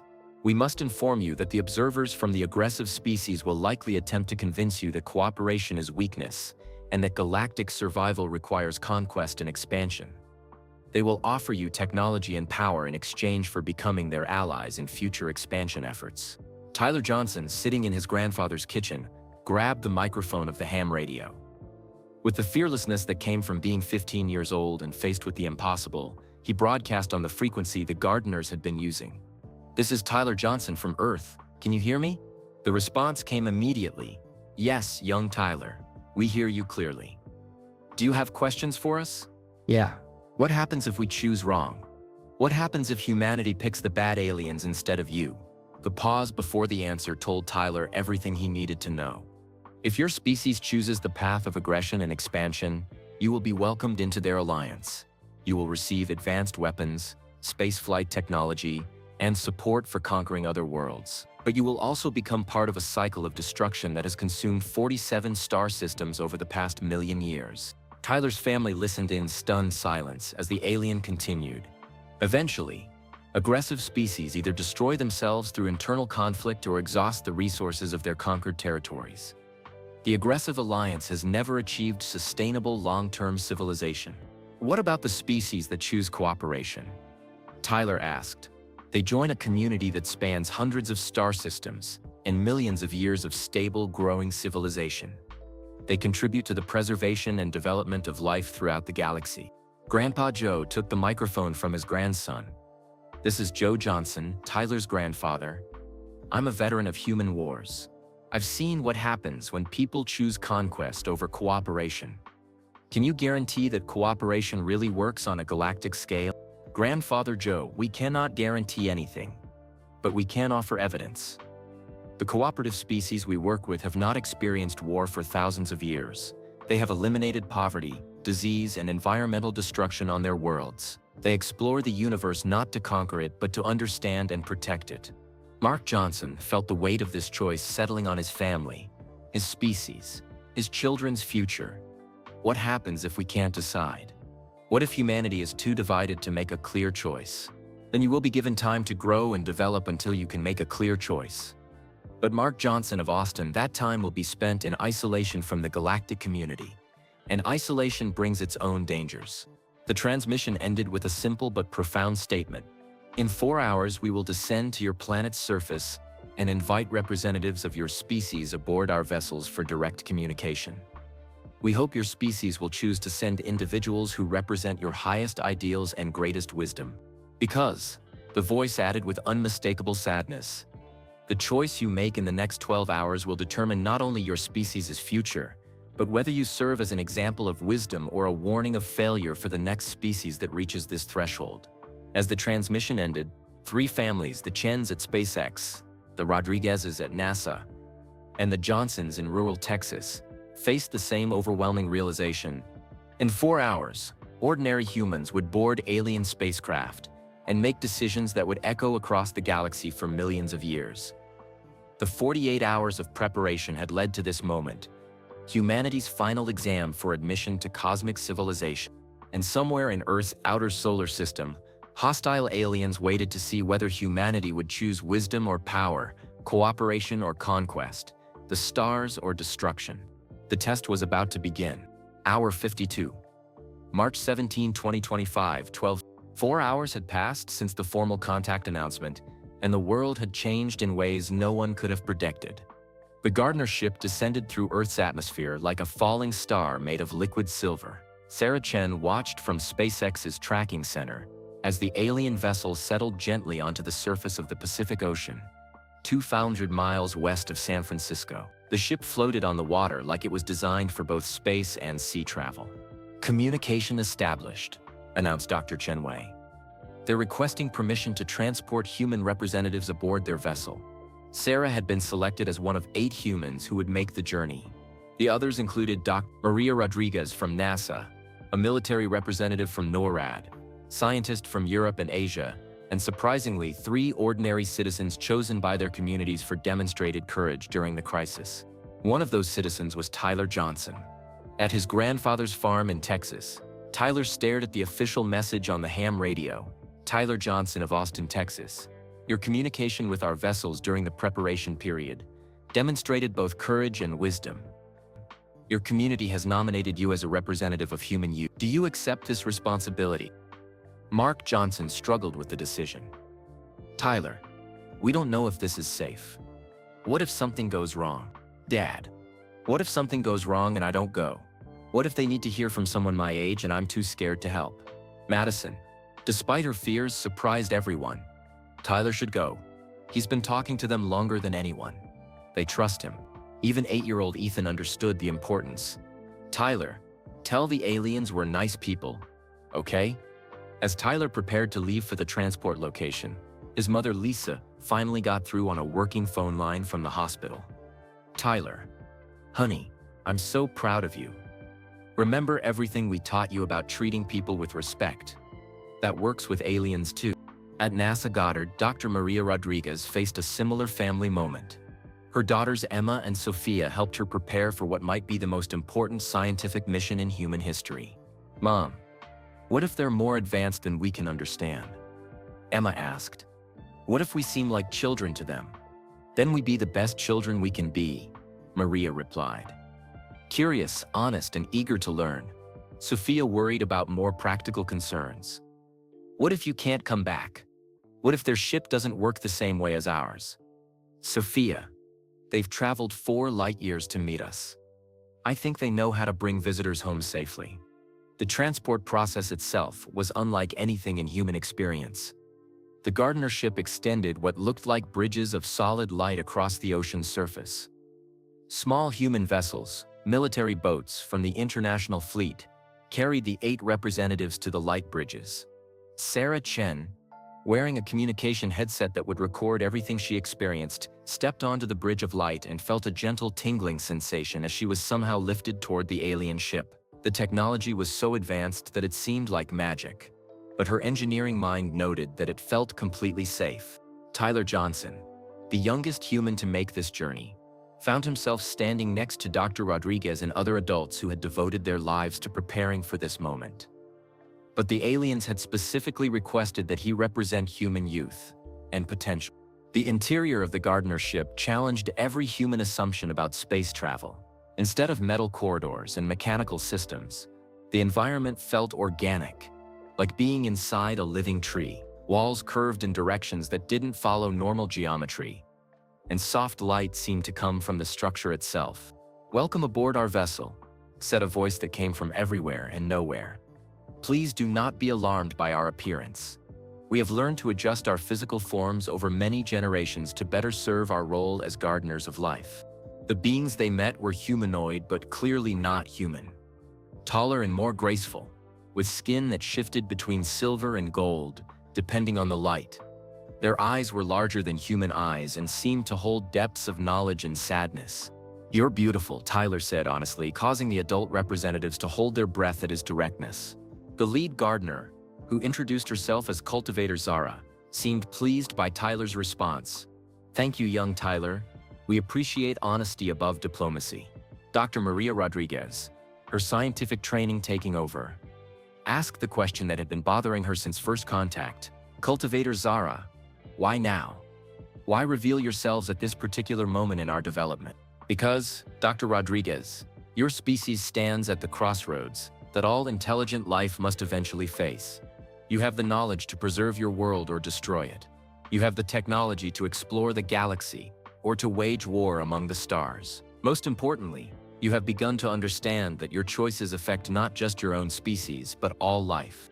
Cultivator Zara gestured to displays that showed images of other worlds, some lush and green with impossible cities that seemed to grow rather than be built, others barren and scarred with the remains of civilizations that had chosen poorly. These images show the results of the choice your species now faces. The green worlds chose cooperation, sustainability, and the preservation of life. The dead worlds chose conquest, exploitation, and dominance. Sarah Chen, overwhelmed by the implications, asked, "What exactly are you offering us?" "Knowledge. The understanding to heal your planet's environmental damage. Medical technology to eliminate diseases that still plague your species. Energy systems that could power your civilization for millions of years without environmental cost. Communication technology that would allow instant contact across galactic distances." The gifts were everything humanity had dreamed of. Solutions to climate change, poverty, disease, energy scarcity, and isolation. But Tyler, with the clarity that sometimes comes with youth, asked the crucial question, "What do you want in return?" Cultivator Zara's expression, somehow readable, despite her alien features, showed approval of the question. "We ask only that you use these gifts wisely, that you choose to become gardeners of life rather than destroyers of it, that you help other species who will face this same choice in future centuries. And if we say no," Dr. Rodriguez asked, "then you continue developing on your own, without our guidance or gifts." Many species choose this path. Some succeed in developing wisdom independently. Others do not. What about the other aliens? The ones who chose conquest? The adult representatives exchanged glances, understanding the magnitude of the choice. But Tyler, speaking with the honesty that adults often lose, said what everyone was thinking. "It sounds like you're asking us to choose between being bullies or being helpers." "That is a remarkably accurate simplification, young Tyler. You may observe the evidence. We will show you recordings of cooperative species worlds, their cities, their art, their children playing in environments free from war, pollution, or scarcity. You may also observe recordings of the worlds touched by the aggressive alliance, scarred planets, enslaved populations, civilizations reduced to resource extraction colonies. The evidence was overwhelming. The cooperative species had created sustainable civilizations that had thrived for thousands of years. The aggressive alliance left behind dead worlds and broken civilizations. But Dr. Rodriguez asked the question that military leaders worldwide were debating. What if humanity chooses cooperation, but the aggressive species attack us anyway? Then you would have the protection and support of every cooperative species in this galactic region. Dr. Rodriguez, no aggressive species has ever successfully conquered a world defended by the Gardner Alliance. Your species must demonstrate its choice through actions, not words. We will remain in your system for one of your years, observing how you implement whatever path you choose. If you choose cooperation, we will provide guidance and support. If you choose aggression or if you choose isolation, we will respect that decision and withdraw. And then what happens? Then, young Tyler, your species faces the consequences of its choice without our involvement. As the human representatives prepared to return to Earth with this information, cultivator Zara shared one final detail that changed everything. We must inform you that representatives of the aggressive alliance are also requesting permission to address your species directly. They will offer their own vision of humanity's future. In 6 hours, your people will hear from both paths and must choose which offer to accept. Sarah Chen felt the weight of cosmic history settling on her shoulders. What if we choose wrong? As the human representatives returned to Earth, they carried with them the knowledge that would reshape civilization. Humanity was not alone. The universe was full of intelligent life, and the choice they made in the next few hours would determine whether Earth joined a galactic community of life preservers or became part of a cycle of conquest and destruction. Tyler Johnson, returning to his grandfather's farm with the weight of representing all human youth, found his family waiting anxiously for his report. Tyler, his father asked, "What are they really like?" "Dad, they're like us. But better. Like what we could become if we stopped fighting each other and started working together." Madison asked the question that everyone wanted answered. "Tyler, which choice do you think we should make?" Tyler looked at his little brother Ethan, playing with toy trucks and unaware that his future hung in the balance. "Madison, I think we should choose the path that gives Ethan the best chance to grow up on a world where people help each other instead of hurting each other." But even as Tyler spoke, reports came in from around the world. The aggressive alien alliance was preparing to make their own offer to humanity. The real test was just beginning. Hour 54, March 17, 2025. The world fractured along lines no one had expected. Within hours of the human representatives returning from the Gardner ship, global unity began to crack. Not along traditional political boundaries, but along something deeper. Fundamental beliefs about human nature and humanity's destiny among the stars. In Washington, D.C., President Martinez convened an emergency session of Congress. The Capitol building buzzed with arguments that would have been impossible to imagine a week earlier. "Mr. Speaker, we're being asked to choose between two alien civilizations," declared Senator Williams from Texas. "How do we know either of them is telling the truth? How do we know this isn't some elaborate deception?" Representative Chen from California countered, "Senator, our own people have been aboard their ship. They've seen the evidence of cooperative civilizations thriving for thousands of years. Evidence that could be fabricated," shot back Senator Rodriguez from Florida. "We'd be fools to surrender human independence based on alien promises." Similar debates erupted in parliaments and leadership councils worldwide. But the most surprising division emerged among ordinary citizens. In Austin, Tyler Johnson discovered that his high school had reopened with emergency power, but the social dynamics had completely changed. His former friend Jake Martinez approached him in the hallway with anger. Tyler had never seen before. "Tyler, everyone's saying you talk to aliens. Is that true?" "Yeah, Jake. It was incredible. They're peaceful and..." "Peaceful? Tyler, they're aliens. They're not human. How can you trust something that's not even from our planet?" The argument attracted other students. Soon, Tyler found himself defending not just the aliens but the entire concept of cooperation with other species. Half his classmates agreed with Jake that humanity should remain independent. The other half thought cooperation was humanity's best hope for survival. Madison Johnson, Tyler's 12-year-old sister, listened to the school arguments with growing worry. "Tyler, what if people can't agree?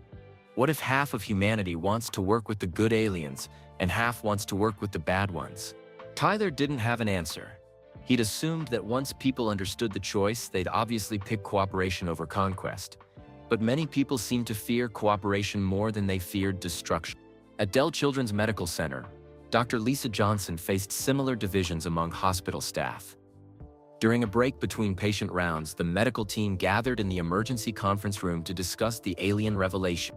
But Dr. Thompson, a surgeon with military background, disagreed.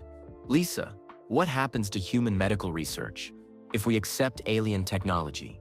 Do we stop developing our own solutions? Do we become dependent on aliens for our survival?" Dr. Thompson, if alien technology can save children's lives, isn't that more important than human pride? What if they decide to take that technology away?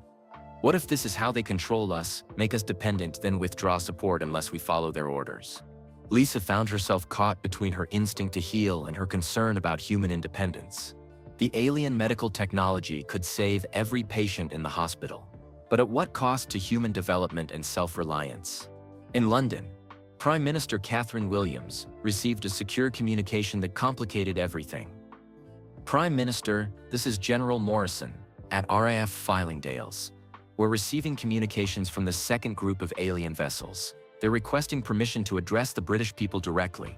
What's their message? They claim the gardeners are deceiving us. They say cooperation leads to stagnation, and that humanity's aggressive tendencies are actually strengths that shouldn't be suppressed. At SpaceX, Sarah Chen participated in emergency planning sessions as reports flooded in from around the world. The initial unity that had emerged during the crisis was dissolving into competing factions. "Sarah, we're receiving reports of protests in major cities," Dr. Chen Wei announced.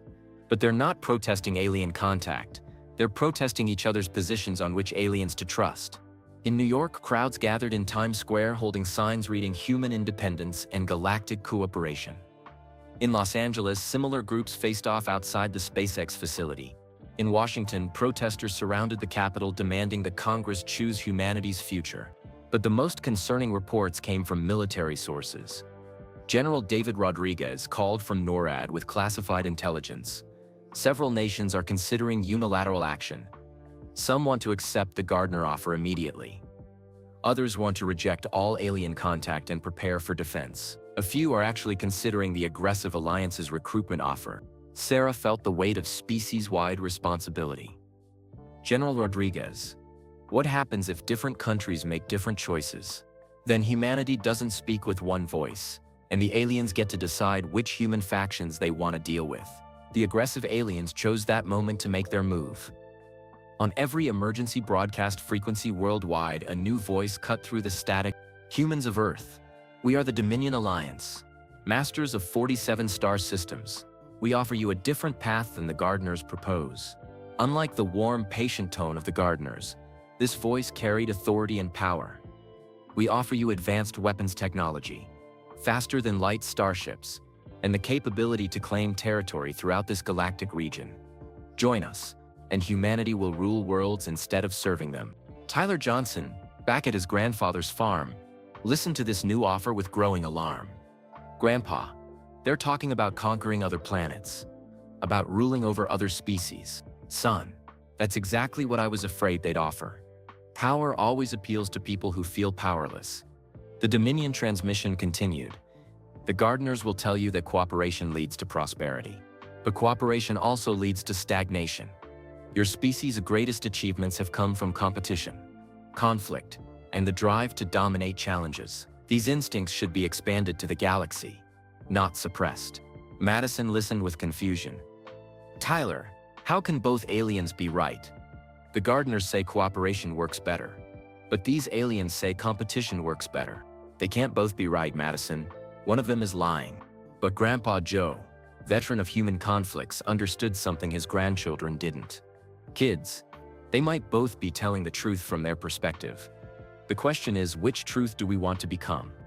The answer would determine not just Earth's future, but the fate of other species not yet born to the stars. In secure facilities worldwide, the 8 human representatives who had visited the Gardner ship prepared to share their experiences with world leaders. But even among these 8, opinions were beginning to divide. Some, like Tyler and Dr. Rodriguez, had been moved by the aliens' wisdom and the evidence of cooperative civilizations. Others questioned whether humanity was ready to give up its independence, even for beneficial alien guidance. As evening approached on the East Coast, marking hour 56 of the original countdown, humanity faced its first taste of the eternal galactic struggle between civilizations that preserve life and civilizations that consume it. The test wasn't just about choosing between aliens. It was about choosing what kind of species humanity wanted to become. And in 8 hours, that choice would become final. Hour 56. March 17, 2025, 4:02 p.m. Pacific Time. The weight of cosmic responsibility settled over humanity as the final 8 hours began. Sarah Chen stood in SpaceX's main communications center, watching global response data stream across multiple monitors. The picture was terrifying. Humanity was splitting into 3 factions, and the divisions were getting deeper by the hour. 37% of surveyed populations favored accepting the Gardner Alliance and joining the cooperative galactic community. 28% supported rejecting all alien contact and maintaining human independence. But the most disturbing number was the 35% who favored accepting the Dominion Alliance's offer of conquest technology. Sarah. Dr. Chen Wei approached with a secure tablet showing classified intelligence reports. We're receiving concerning communications from military installations worldwide. Several nations are preparing to make unilateral decisions. What kind of decisions? 3 countries have announced they're accepting the Dominion offer regardless of what other nations choose. 2 others are moving to attack all alien ships preemptively. The rest are demanding more time to decide. Sarah felt sick. Dr. Chen, the alien, said this choice had to be made by humanity as a species. What happens if we can't agree? Then we don't speak with one voice. And both alien factions get to decide which human groups they want to work with. At NASA Goddard, Dr. Maria Rodriguez faced the same crisis from a scientific perspective. Her daughters Emma and Sophia sat in the secure briefing room as intelligence updates painted an increasingly grim picture of human division. Mom, Emma said, in science class, we learned about group decision-making. Sometimes groups make worse decisions than individuals because everyone assumes someone else will be responsible. Maria looked at her brilliant 17-year-old daughter and realized that Emma had identified the core problem. Humanity had never made a species-wide decision before. There were no established procedures, no clear leadership, no way to ensure that the choice represented what humans actually wanted rather than what their governments decided. Sophia, always worried about fairness, asked, Mom, what about people who don't have governments to speak for them? What about kids like us? Do we get a voice in this choice? Before Maria could answer, her secure phone buzzed with a message that surprised her. Dr. Rodriguez, this is Cultivator Zara. We request permission to communicate directly with your offspring, Emma and Sophia. Young perspectives are often clearer than adult ones clouded by political complexity. Maria stared at the message. The aliens wanted to talk to her teenage daughters? In Austin, the Johnson family faced their own moment of reckoning. Tyler had returned from the alien ship with first-hand knowledge of both offers, but his community was dividing along unexpected lines. At the emergency town meeting in Austin's community center, neighbors who had helped each other during the solar storm crisis now argued bitterly about humanity's future. Tyler, called out Mrs. Martinez from down the street, you talked to these aliens. Are you sure they're telling the truth about cooperation working better than competition? Tyler stood up in front of his entire community. Teachers, store owners, veterans, families he'd known his whole life. Mrs. Martinez, I saw recordings of planets where cooperation worked. Cities that looked like gardens.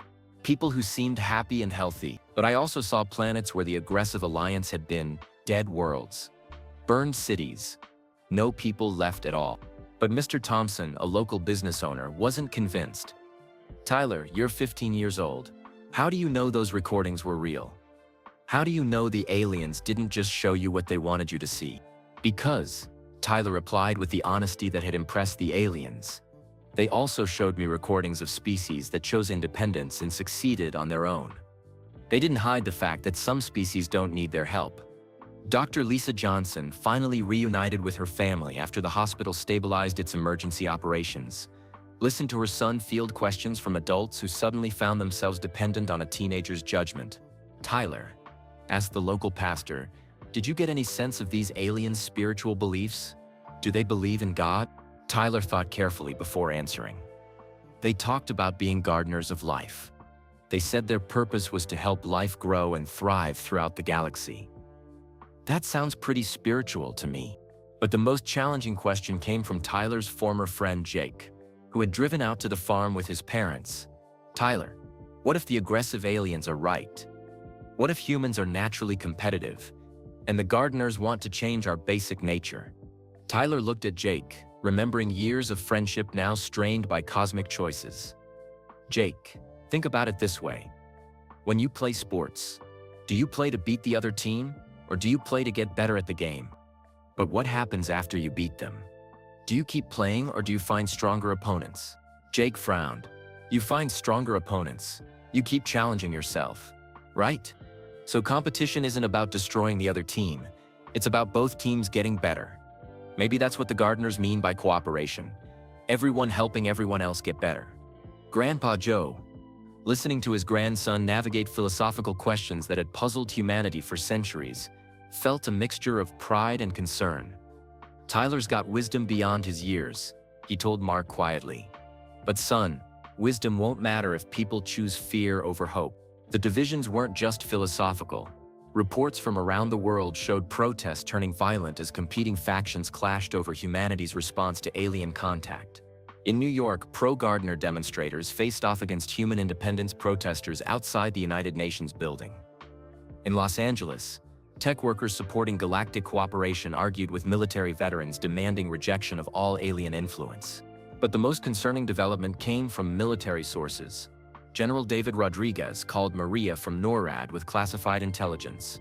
Maria were tracking unusual activity from several nations' military assets. It appears some countries are preparing to attack the alien ships before humanity can make a unified decision. David, that's insane. We don't know what their defensive capabilities are. I know, but some military leaders believe that any alien presence represents an existential threat regardless of stated intentions. Meanwhile, the aggressive alien alliance, the Dominion, escalated their recruitment efforts. Their broadcasts began targeting specific Earth locations with personalized messages. Military leaders of Earth, we recognize your strategic wisdom in questioning alien intentions. Join us, and we will provide weapons technology that will make your nations invincible against any threat. Business leaders of Earth, galactic commerce offers unlimited resources and markets. Cooperative species limit growth to sustainable levels. We offer unlimited expansion. Young humans of Earth, why accept guidance from species that achieved spaceflight before your world existed? Humanity's unique creativity and competitive drive could make you the dominant species in this galactic region. Tyler Johnson monitored these transmissions from his grandfather's farm and felt the temptation in them. The Dominion wasn't offering evil. They were offering power, independence, and the chance for humanity to become the strongest species in the galaxy. Tyler, his sister Madison, said quietly, "The bad aliens don't sound completely bad. They sound like they're offering us the chance to be winners." But Madison, winners of what? If we conquer other planets, doesn't that make us the bullies? Maybe. But what if we're really good at it? What if we could protect weaker species by being strong?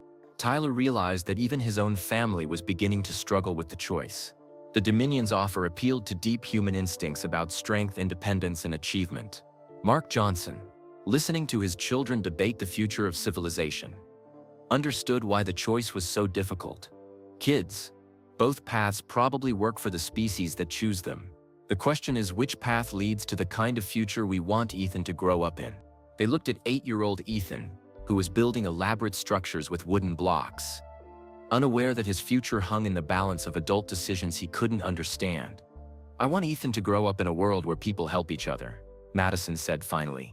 "But I also want him to grow up free," Tyler added, "free to make his own choices, even if they're mistakes."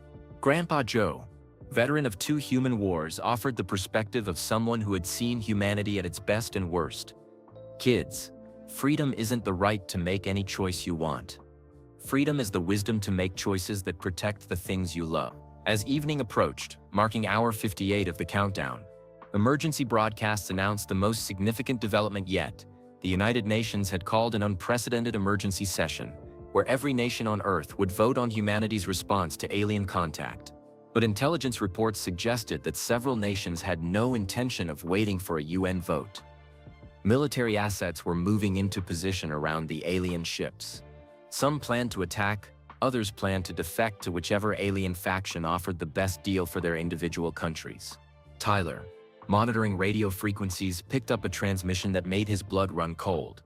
"This is Carrier Group Alpha to Pacific Command. Launch window for preemptive strike opens in 4 hours. Recommend immediate authorization." He looked at his family with wide eyes. Someone's planning to attack the aliens in 4 hours. Mark grabbed the radio. "Tyler, can you reach the Gardner ship? Can you warn them?" "Dad, what if warning them makes it look like we chose sides?" "Son, warning someone about an attack isn't choosing sides. It's just being decent." As Tyler prepared to attempt contact with the alien ship, reports came in that changed everything. The Dominion Alliance had intercepted human military communications and issued an ultimatum of their own. "Humans of Earth, we detect preparations for violence against peaceful contact vessels. Any attack on the Gardner ship will be considered an act of aggression against the galactic community." The aliens were no longer just observing humanity's choice. They were actively influencing it by offering protection to different human factions. The species-wide test had become a global crisis that threatened to tear humanity apart before it could even make a unified decision. In 6 hours, the 48-hour countdown would end. But instead of unified contact with alien civilization, humanity faced the possibility of multiple alien alliances, interplanetary conflict, and the collapse of everything they'd hoped to achieve. Tyler keyed his radio microphone and broadcast on the Gardner frequency. "Cultivator Zara, this is Tyler Johnson. Some humans are planning to attack your ship. Can you protect yourselves without hurting them?" The response came immediately. "Tyler Johnson, we are aware of these preparations. We will defend ourselves, but we remain committed to peaceful contact with those humans who choose wisdom over fear." "What about the humans who choose the Dominion Alliance?" Tyler realized that the choice was no longer theoretical. In 6 hours, humanity would split into factions, and the galaxy would judge them not by their intentions, but by their actions. The test was about to reach its conclusion. The moment humanity had been preparing for arrived not with unity, but with chaos. At exactly 8:00 p.m. Pacific Time, 48 hours after Elon Musk's first warning, 3 different crises erupted simultaneously around the globe. In the North Atlantic, the USS Hampton, a Virginia-class submarine, fired 2 Tomahawk missiles at the Gardner ship floating peacefully in the Pacific. The submarine captain, acting on orders from a rogue military faction, believed he was protecting humanity from alien deception. The missiles traveled 2,047 miles in 18 minutes. Sarah Chen watched from SpaceX's tracking center as the projectiles approached the alien vessel at Mach 3. But something impossible happened. The missiles simply stopped. Not exploded, not intercepted, stopped. They hung motionless in the air 500 meters from the Gardner ship for exactly 3 seconds, then gently lowered into the ocean like feathers falling through water. "My God," whispered Dr. Chen Wei. "They neutralized nuclear warheads without any visible defensive systems." Sarah realized that humanity had just learned something terrifying. If the aliens wanted to hurt them, human weapons would be completely useless. But the Gardner response wasn't retaliation. Instead, their calm voice broadcast on all frequencies. "We understand your fears. Violence often emerges from uncertainty and the desire to protect what is precious to you. We do not judge your species for this response."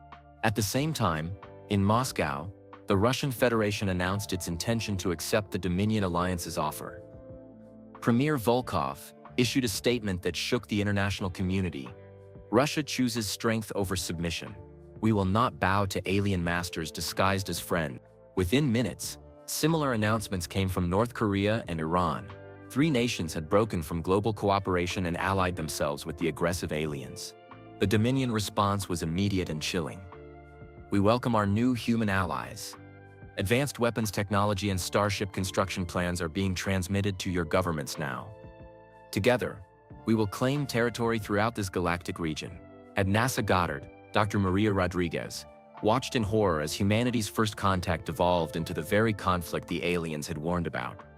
Her daughters Emma and Sophia pressed close to her as emergency broadcasts detailed the rapidly developing crisis. "Mom," Emma said, "this is exactly what happened to those other species, isn't it? They couldn't agree on which choice to make, so they split apart and fought each other. "I'm afraid so, sweetheart." Sophia, the family warrior, asked the question that tormented everyone. "Mom, what happens to us if humanity chooses wrong? What happens to our family?" Maria didn't have an answer. The choice was no longer about humanity as a whole. It was about which faction of humanity would survive and prosper. In rural Texas, the Johnson family listened to emergency broadcasts that painted an increasingly desperate picture. Tyler monitored both alien communication frequencies and human military networks, providing his family with real-time updates on the developing crisis. "Tyler, what are you hearing?" Mark asked his son. "Dad, it's getting really bad. The Dominion aliens are sending technology to the countries that joined them, but the Gardner aliens are talking to pro-cooperation governments about defensive measures." Defensive against what? Against the humans who chose the Dominion alliance. The implications hit the family like cold water. Humanity was about to experience its first interplanetary civil war. Grandpa Joe, drawing on decades of military experience, understood the tactical situation better than most. "Mark, this is what happens when you give advanced weapons to people who aren't ready for them. The countries that chose aggression are about to become more powerful than anyone else on Earth." "Grandpa," Madison asked, "does that mean the bad countries will win?" "Not necessarily, sweetheart. But it means things are about to get very dangerous for everyone." Before Mark could respond, Tyler's radio picked up a new transmission that made everyone freeze. "This is Cultivator Zara to all human receiving stations. We regret to inform you that your species' response to our contact offer has prompted intervention from the Dominion Alliance. They are now actively providing weapons technology to human factions that have requested their alliance." The alien's voice carried genuine sadness. This pattern has occurred with 12 previous species. The choice between cooperation and conquest becomes a source of internal conflict that often destroys the species before they can achieve galactic status. Tyler grabbed the microphone. "Cultivator Zara, this is Tyler Johnson. Is there any way to stop this? Can you help the cooperative humans defend themselves?" "Tyler, we can provide defensive technology to human groups that demonstrate commitment to cooperative principles. But we cannot force cooperation on those who choose otherwise. What happens if some humans choose cooperation and others choose conquest?" Mark Johnson felt the weight of his children's future pressing down on him. "Cultivator Zara, how do we prove we're committed to cooperation when half our species is choosing conquest?" Mark Johnson of Austin, cooperation must be demonstrated through actions during times of crisis. Your species is now facing such a crisis. The crisis deepened when reports came in of the first Dominion technology transfers. Russia, North Korea, and Iran had received complete specifications for energy weapons, faster-than-light communication systems, and what intelligence sources described as planet-cracking mining technology. Sarah Chen, monitoring global communications from SpaceX, watched in real time as these three nations began testing their new alien weapons. Energy signatures over Siberia suggested weapons tests that were beyond anything in human military history. "Sarah," Dr. Chen Wei said urgently, "we're receiving reports that NATO and allied nations are requesting immediate Gardner assistance for defensive systems. Are the Gardners going to help them? They're asking for proof of cooperative commitment first." "What kind of proof?" "They want to see whether the cooperative nations will share the defensive technology equally, even with countries that haven't formally chosen sides yet." Sarah understood the test. Humanity's willingness to protect even those who hadn't chosen cooperation would demonstrate whether they truly understood Gardner principles. Around the world, the cooperative nations faced their first major choice: hoard alien defensive technology for themselves. Share it freely to protect all human life, even in countries that had chosen differently. The decision revealed humanity's character more clearly than any formal declaration could. Within 4 hours, 17 nations announced they would share Gardner defensive technology with any country that requested it, regardless of political alignment. The technology would protect civilian populations from energy weapons, electromagnetic attacks, and environmental disasters. But the most surprising development came from an unexpected source. Tyler Johnson's ham radio transmission had been monitored by amateur radio operators worldwide. His honest, youthful questions and the aliens' patient answers had been recorded and shared across every social media platform still functioning. Videos of the 15-year-old from Texas calmly discussing galactic politics with extraterrestrial beings went viral faster than any content in internet history. Within hours, Tyler for Humanity was trending globally as people demanded their governments follow the example of a teenager who had shown more wisdom than most world leaders.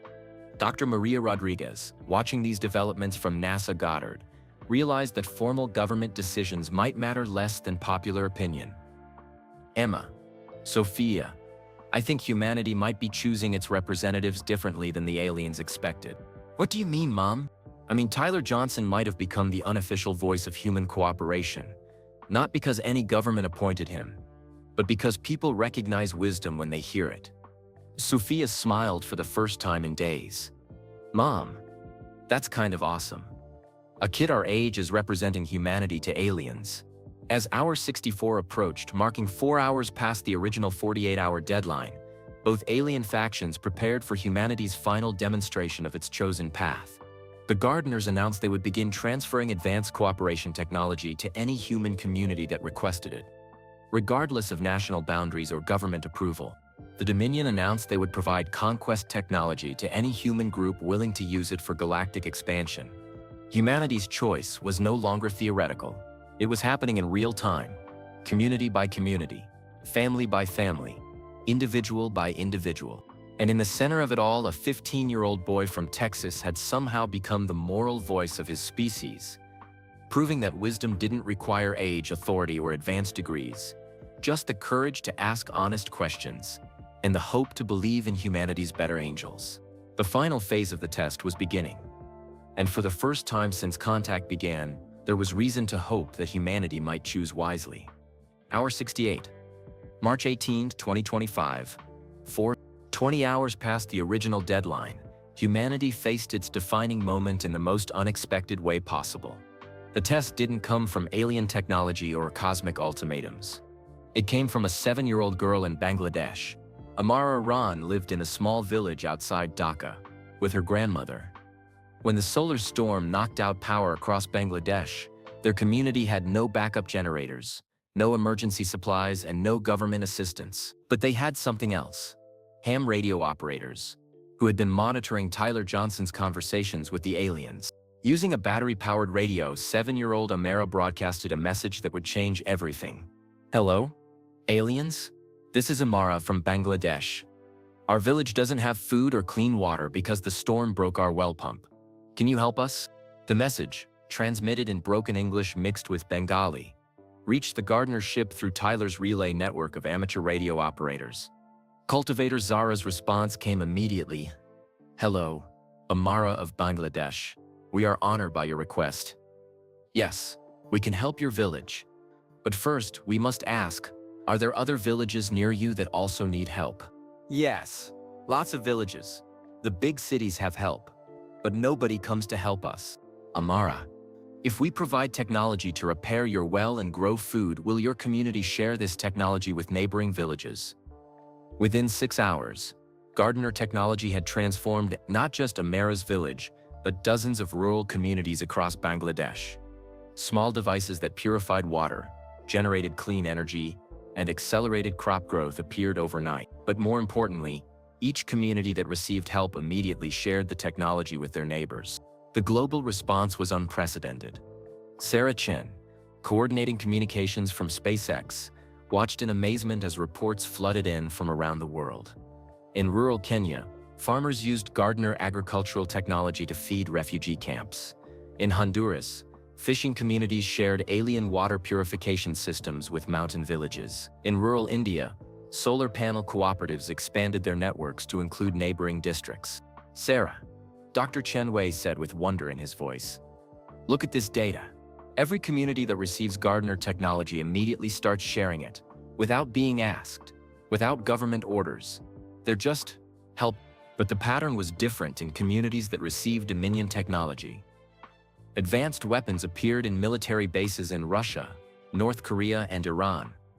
The technology was powerful, sophisticated, and came with strict instructions. This technology is provided exclusively to allied nations. Sharing with non-allied countries is prohibited. Tyler Johnson, monitoring both networks from his grandfather's farm, noticed something that escaped most adult observers.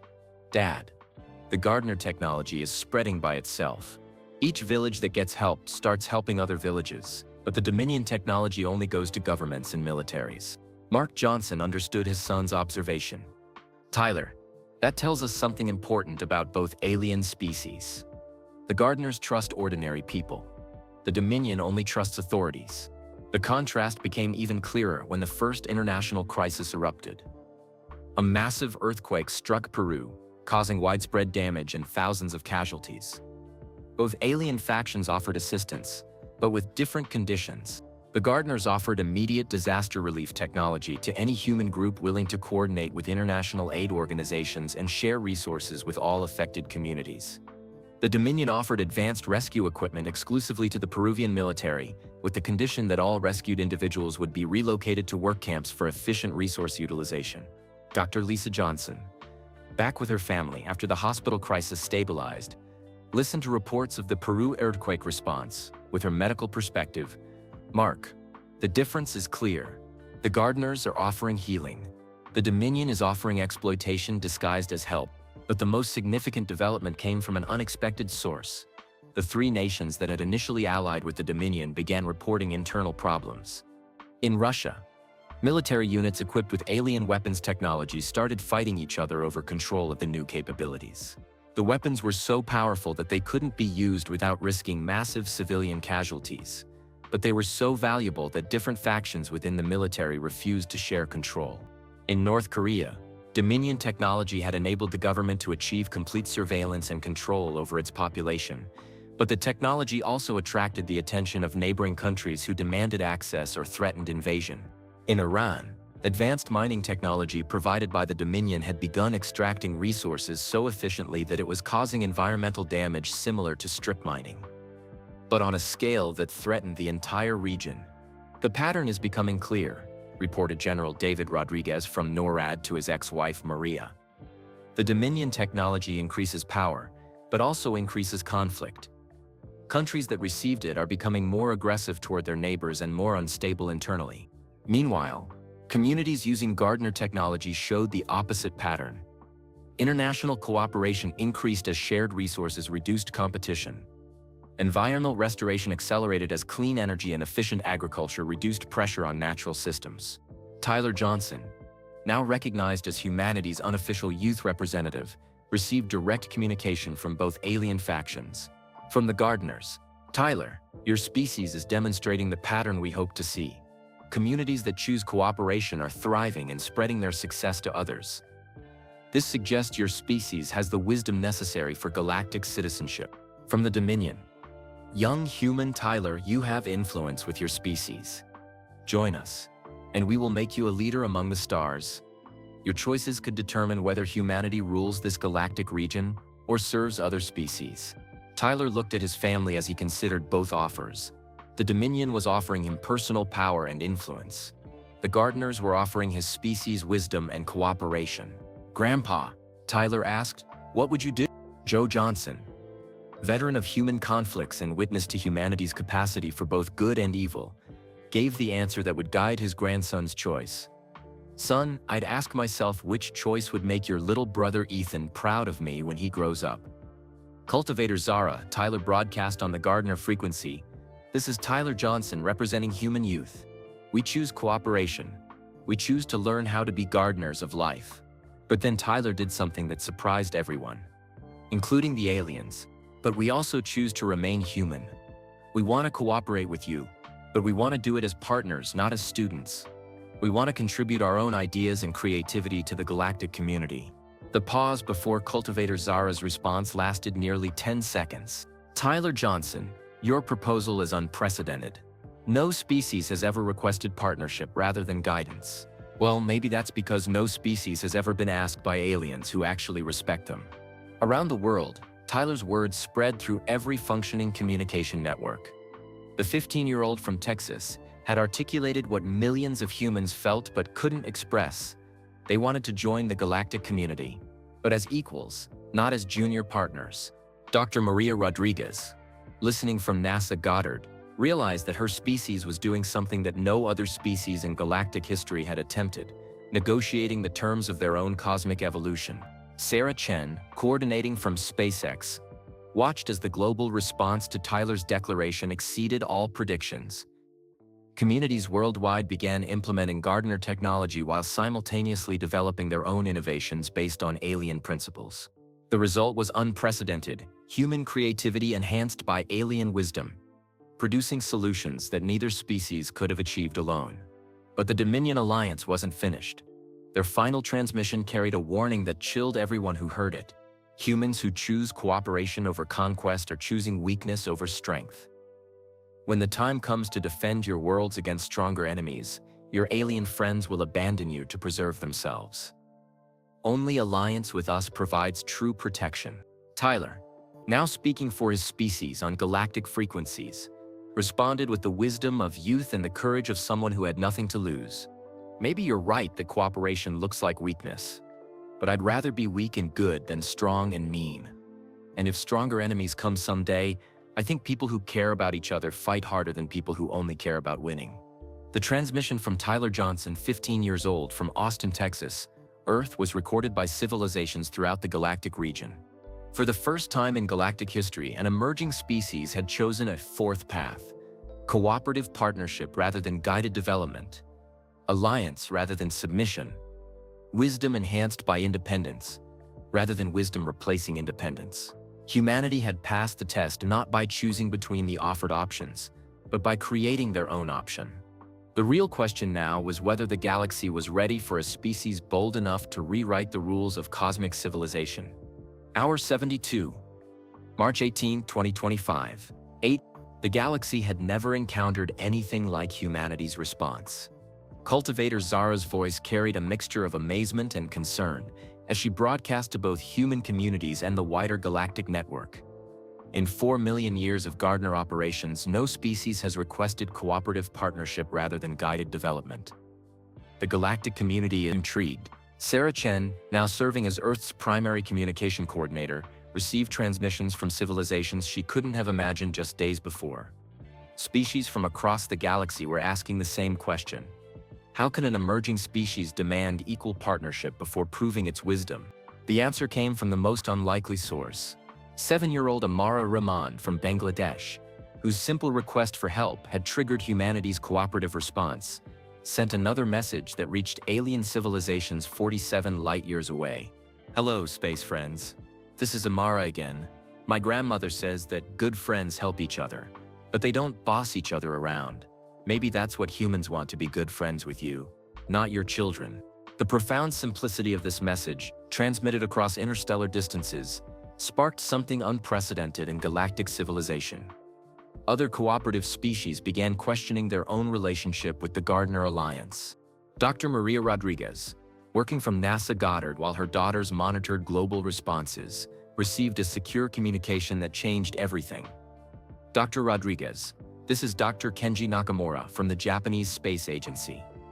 We're receiving transmissions from 3 different star systems. Species that have been Gardener allies for thousands of years are requesting information about humanity's partnership model. What does that mean? It means humanity's refusal to accept junior status in the galactic community is inspiring other species to reconsider their own relationships with the Gardeners. The implications were staggering. Humanity's bold demand for equality was causing a revolution in galactic politics that had remained unchanged for millions of years. But the Dominion Alliance wasn't sitting quietly. Their response to humanity's partnership demand was swift and threatening. Humans of Earth, your arrogance in demanding equal status with species that achieved spaceflight before your son was born has attracted the attention of powers you cannot comprehend.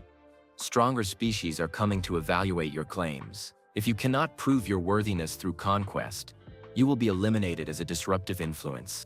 Tyler Johnson, monitoring communications from his grandfather's farm, felt the weight of cosmic attention focusing on Earth. Dad, what did I do? I just wanted humanity to be treated fairly.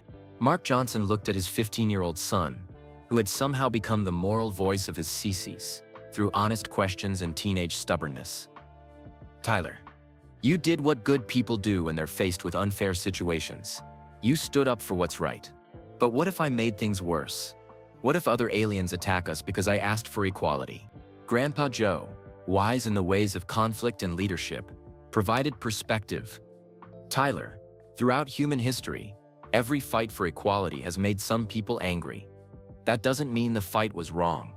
The test of humanity's worthiness took an unexpected form.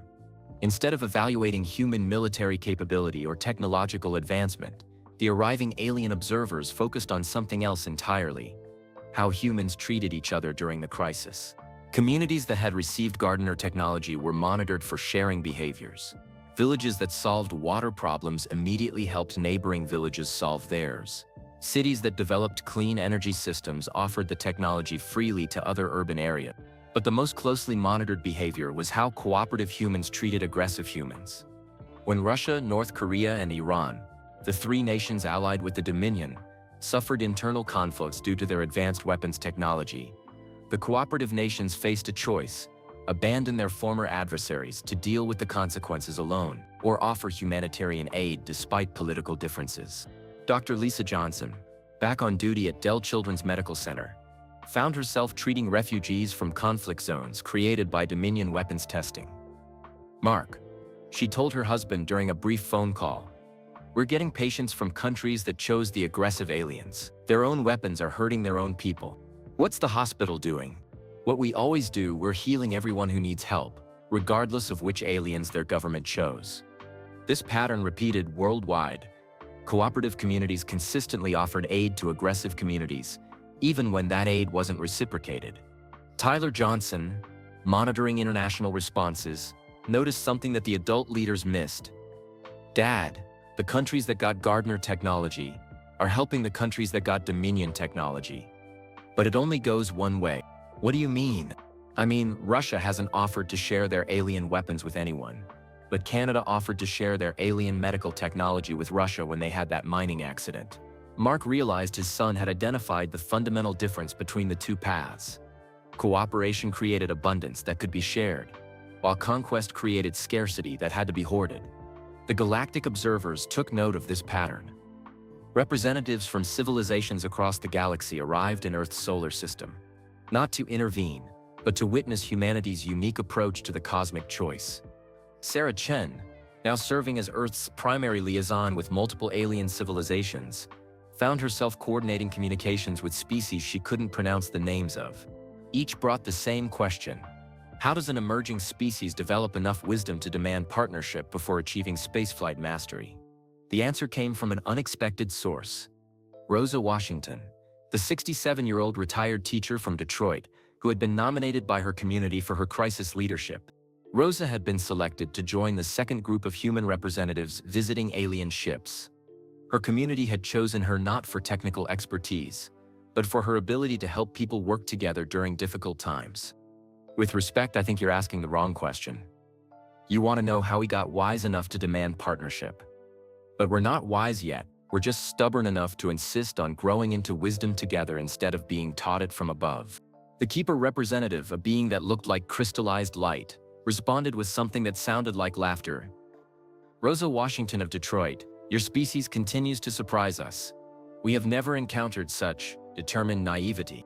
Is that good or bad?" "It is refreshing. After millions of years of guiding younger species, we had forgotten what it feels like to be challenged by students who refuse to remain students." Meanwhile, the Dominion Alliance escalated their efforts to recruit human allies. Their ships moved closer to Earth, positioning themselves in threatening formations around the planet. Their message to humanity was clear: choose conquest, or face the consequences of your arrogance.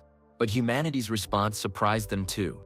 Tyler Johnson, now speaking regularly with alien civilizations on behalf of human youth, received a direct challenge from the Dominion. "Young human, you speak of partnership with species far beyond your development. Prove your worthiness through strength. Choose targets among weaker civilizations and we will provide the weapons to claim them." Tyler's response was broadcast to every civilization in the galactic network. "I don't want to prove humanity's worthiness by hurting others. I want to prove it by helping others. If that's not good enough for you, then we probably wouldn't be good friends anyway." The simplicity of this response, a 15-year-old rejecting cosmic power because it required hurting others, resonated across civilizations that had forgotten what it felt like to choose morality over advantage. Dr. Maria Rodriguez, monitoring galactic communications from NASA Goddard, reported an unprecedented development. We're receiving messages of support from cooperative species throughout the galactic region. Not support for our request to join them, but support for our right to define our own relationship with galactic civilization. What does that mean practically? Asked Emma, her 17-year-old daughter. It means humanity's demand for equality is creating the galaxy's first interspecies civil rights movement. The crisis reached its climax when the Dominion Alliance issued their final ultimatum. Humans of Earth, you have refused our generous offer of alliance and power. You have rejected the guidance of wiser species. You have demanded equality you have not earned. In 48 hours, we will demonstrate the consequences of your arrogance. But humanity's response was unified in a way that no one had predicted. Communities worldwide, from Amara's village in Bangladesh to Rosa Washington's neighborhood in Detroit, to Tyler Johnson's school in Austin, issued the same declaration through every available communication method. We reject your ultimatum. We reject your threats. We reject your claim that might makes right. Humanity will grow into wisdom in our own way, at our own pace, with help from friends who respect our independence. The declaration wasn't issued by governments or leaders. It came from ordinary people who had discovered that alien contact had revealed not humanity's need for external guidance, but humanity's capacity for internal growth. Sarah Chen, coordinating the global response from SpaceX, felt tears in her eyes as reports came in from every continent. Humans were choosing cooperation not because aliens commanded it, but because they had learned that cooperation worked better than competition. Tyler Johnson, the 15-year-old who had become humanity's voice to the galaxy, received one final message from cultivator Zara. Tyler, your species has achieved something remarkable. You have united not in submission to external authority, but in commitment to internal growth. This is the rarest form of cosmic wisdom. Does that mean we passed the test? Tyler, your species has created a new test. The question now is whether the galaxy is ready for a species that chooses its own path to wisdom.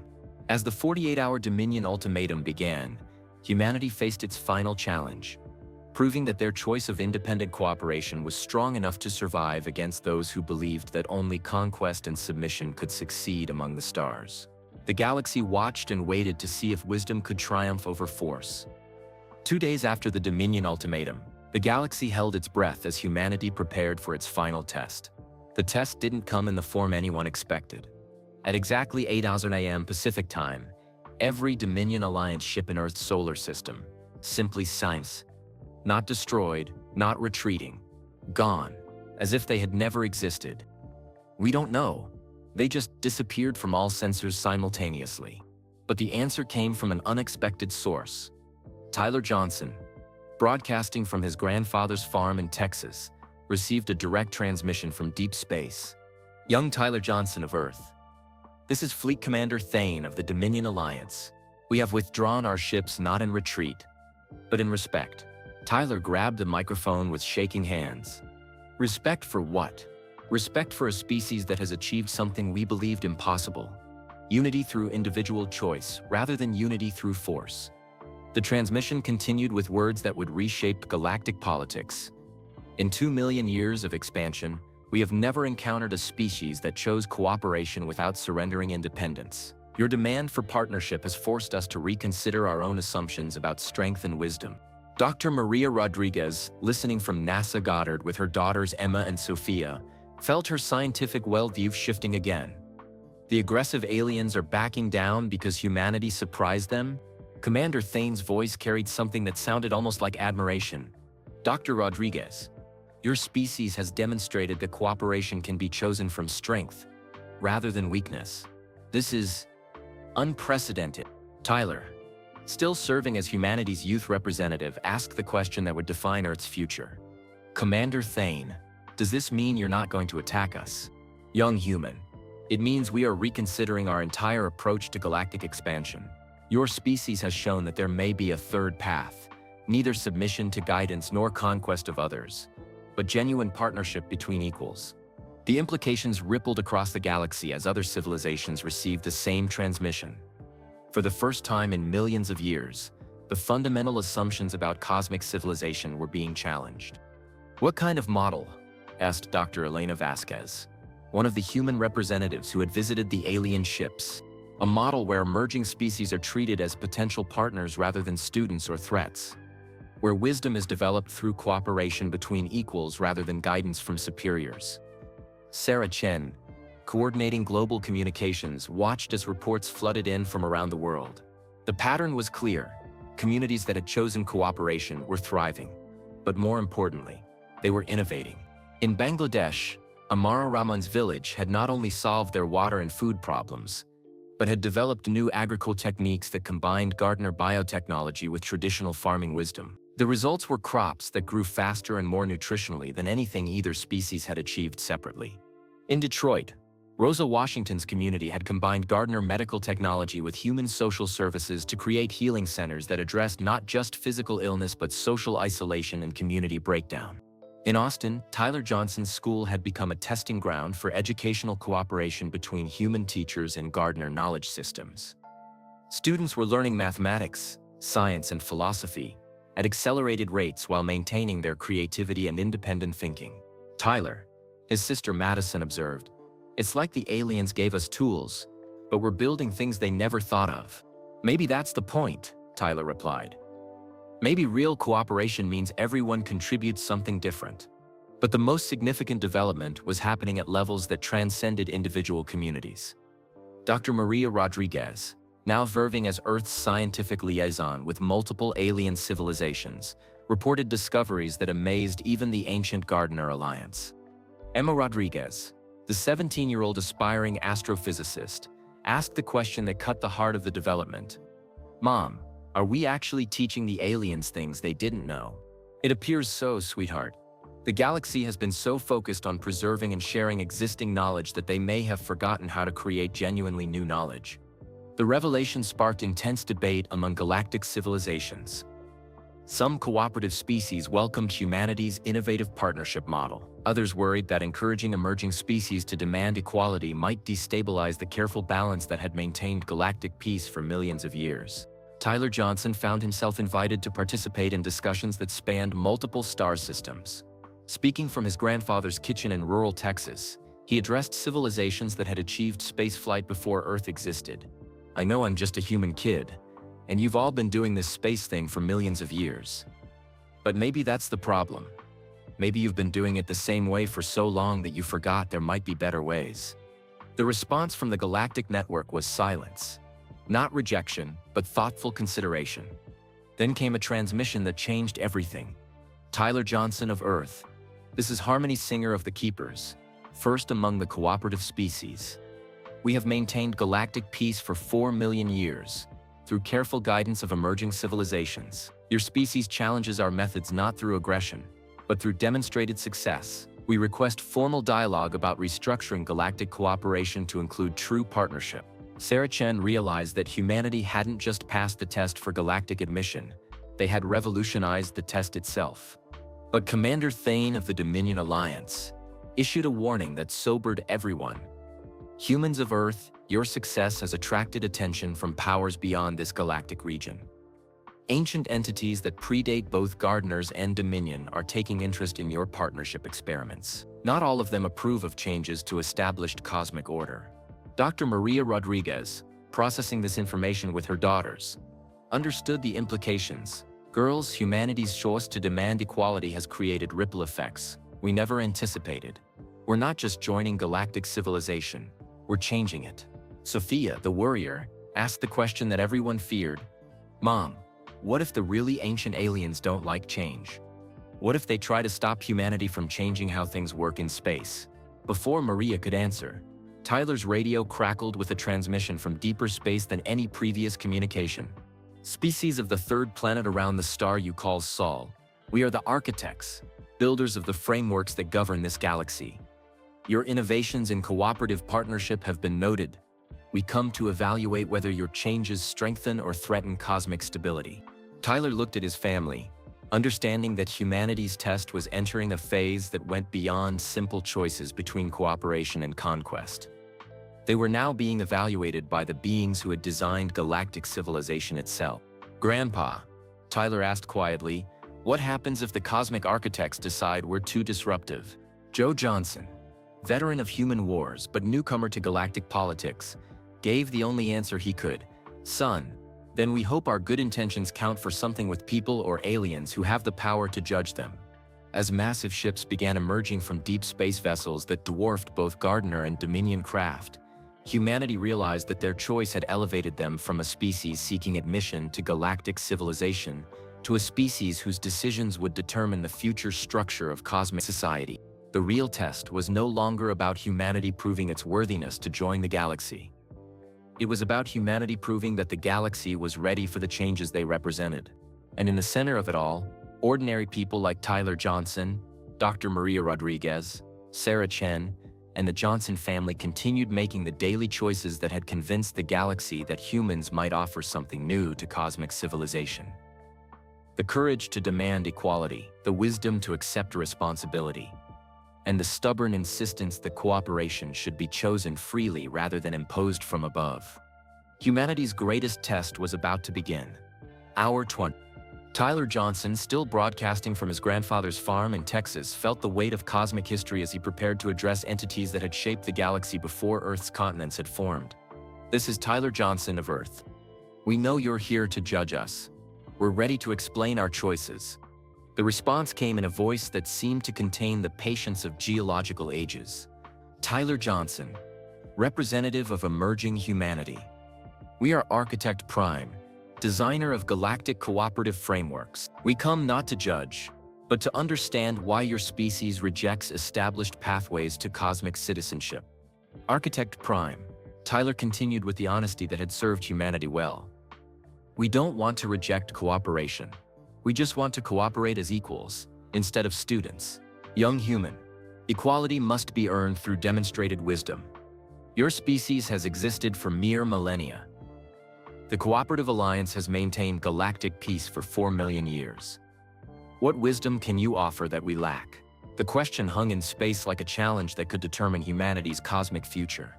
Dr. Maria Rodriguez, listening from NASA Goddard, with her daughters Emma and Sophia, realized that this was the moment everything had been building toward.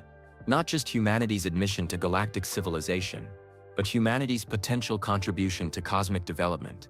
Architect Prime, Tyler said carefully, maybe the wisdom we offer is that cooperation works better when everyone chooses it freely instead of being guided into it. Explain this concept. Tyler looked at his family, his parents Mark and Lisa, his siblings Madison and Ethan, his grandfather Joe, and drew on the most basic human experience. In my family, we cooperate because we love each other, not because my parents force us to, but because we choose to care about each other's happiness. Maybe that's different from how galactic cooperation works. The pause before Architect Prime's response lasted 37 seconds, an eternity in cosmic communication. Tyler Johnson, are you suggesting that your species of cooperation emerges from emotional attachment rather than logical recognition of mutual benefit? Yeah, I guess so. We help each other because we care about each other, not just because it's smart to do. Cultivator Zara, speaking from the Gardner ship, added crucial context. Architect Prime, we have observed human communities consistently choosing to help others even when it provided no advantage to themselves. They share resources with groups that cannot reciprocate. They aid former enemies. They protect weaker communities without demanding loyalty or tribute. This behavior seems inefficient. Architect Prime observed, but effective, came a new voice from deep space. This is Harmony Singer of the Keepers. We have monitored human innovations in cooperative technology. Their emotional motivation produces creative solutions that purely logical cooperation does not achieve. Sarah Chen watched as reports flooded in from around the world, demonstrating humanity's unique approach to galactic cooperation. In hospitals, doctors shared alien medical technology freely with all patients, regardless of nationality or ability to pay.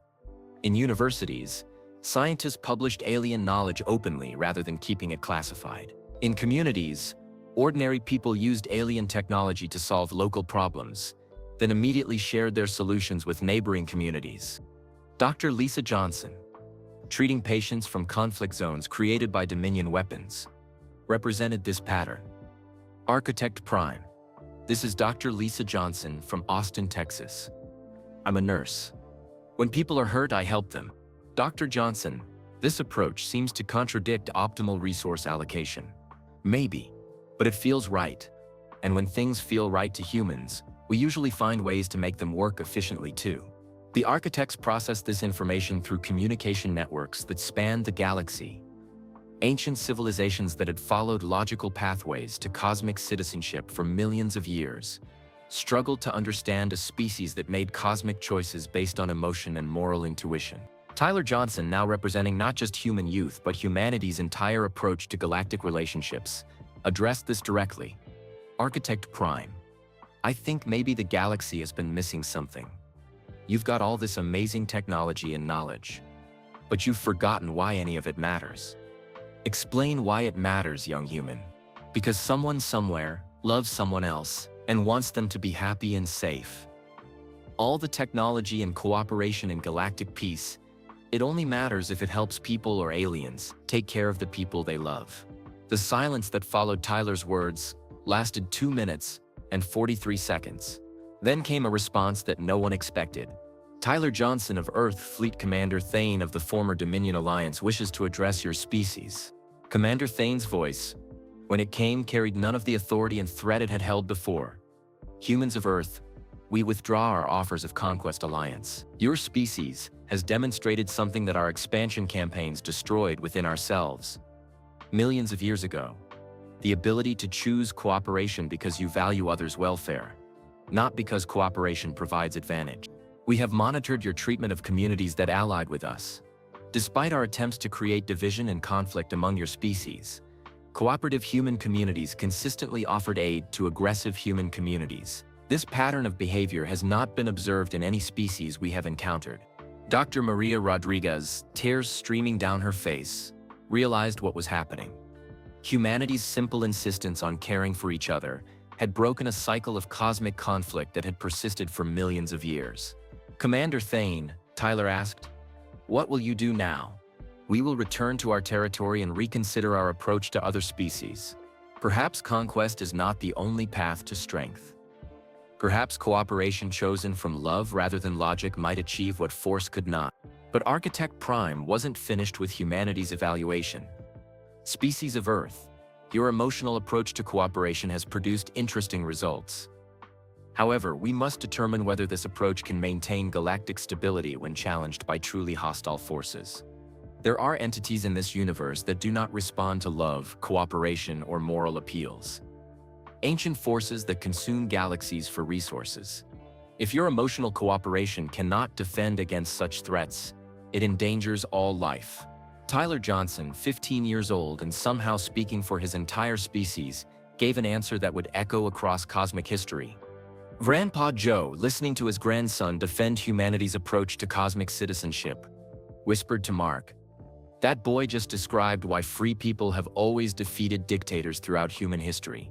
The final test came in the form of a simulation. The architects projected a scenario where Earth faced attack from the galaxy-consuming entities they had mentioned. Tyler's response was immediate. We choose to defend ourselves, but not alone.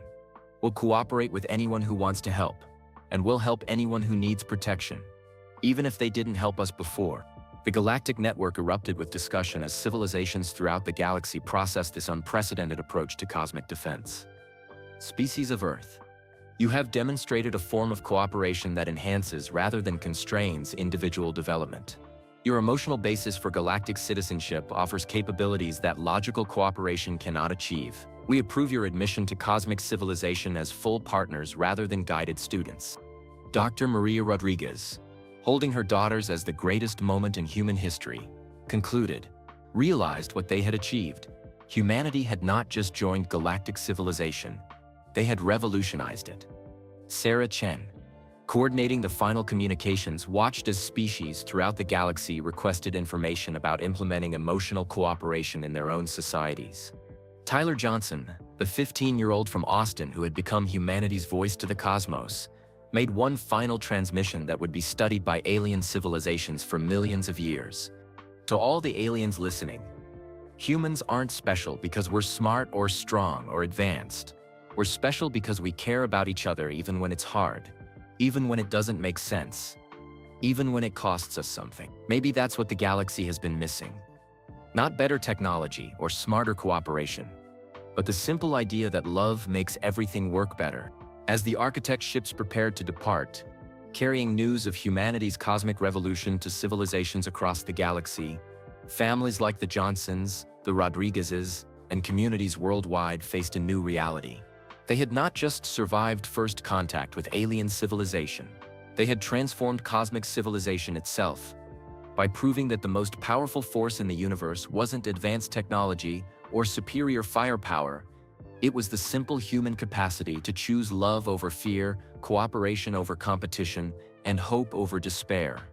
The 48 hours that began with Elon Musk's warning about solar storm preparation had ended with humanity teaching the galaxy that wisdom wasn't about having the right answers. It was about asking the right questions and caring enough about others to keep searching for better solutions. Humanity had passed the ultimate test not by becoming what the galaxy expected, but by remaining human while reaching for the stars. That was the end of Elon Musk says you have 48 hours to prepare. If this journey through humanity's first contact with alien civilization got you thinking about cooperation, wisdom, and what it truly means to be human, please hit that like button. Your support helps these videos reach more people who might need to hear these ideas. Don't forget to subscribe to the channel and ring the notification bell so you never miss our latest explorations into science fiction, human nature, and the big questions that shape our future. Most importantly, share this video with your friends and family. In a world that often feels divided, content like this reminds us that our greatest strength lies not in competition but in our capacity to care for one another and work together toward a better tomorrow. Spread kindness, spread awareness, and keep asking the important questions. Until next time, keep looking up at the stars and remembering that the most powerful force in the universe might just be our ability to choose hope over fear. Thanks for listening.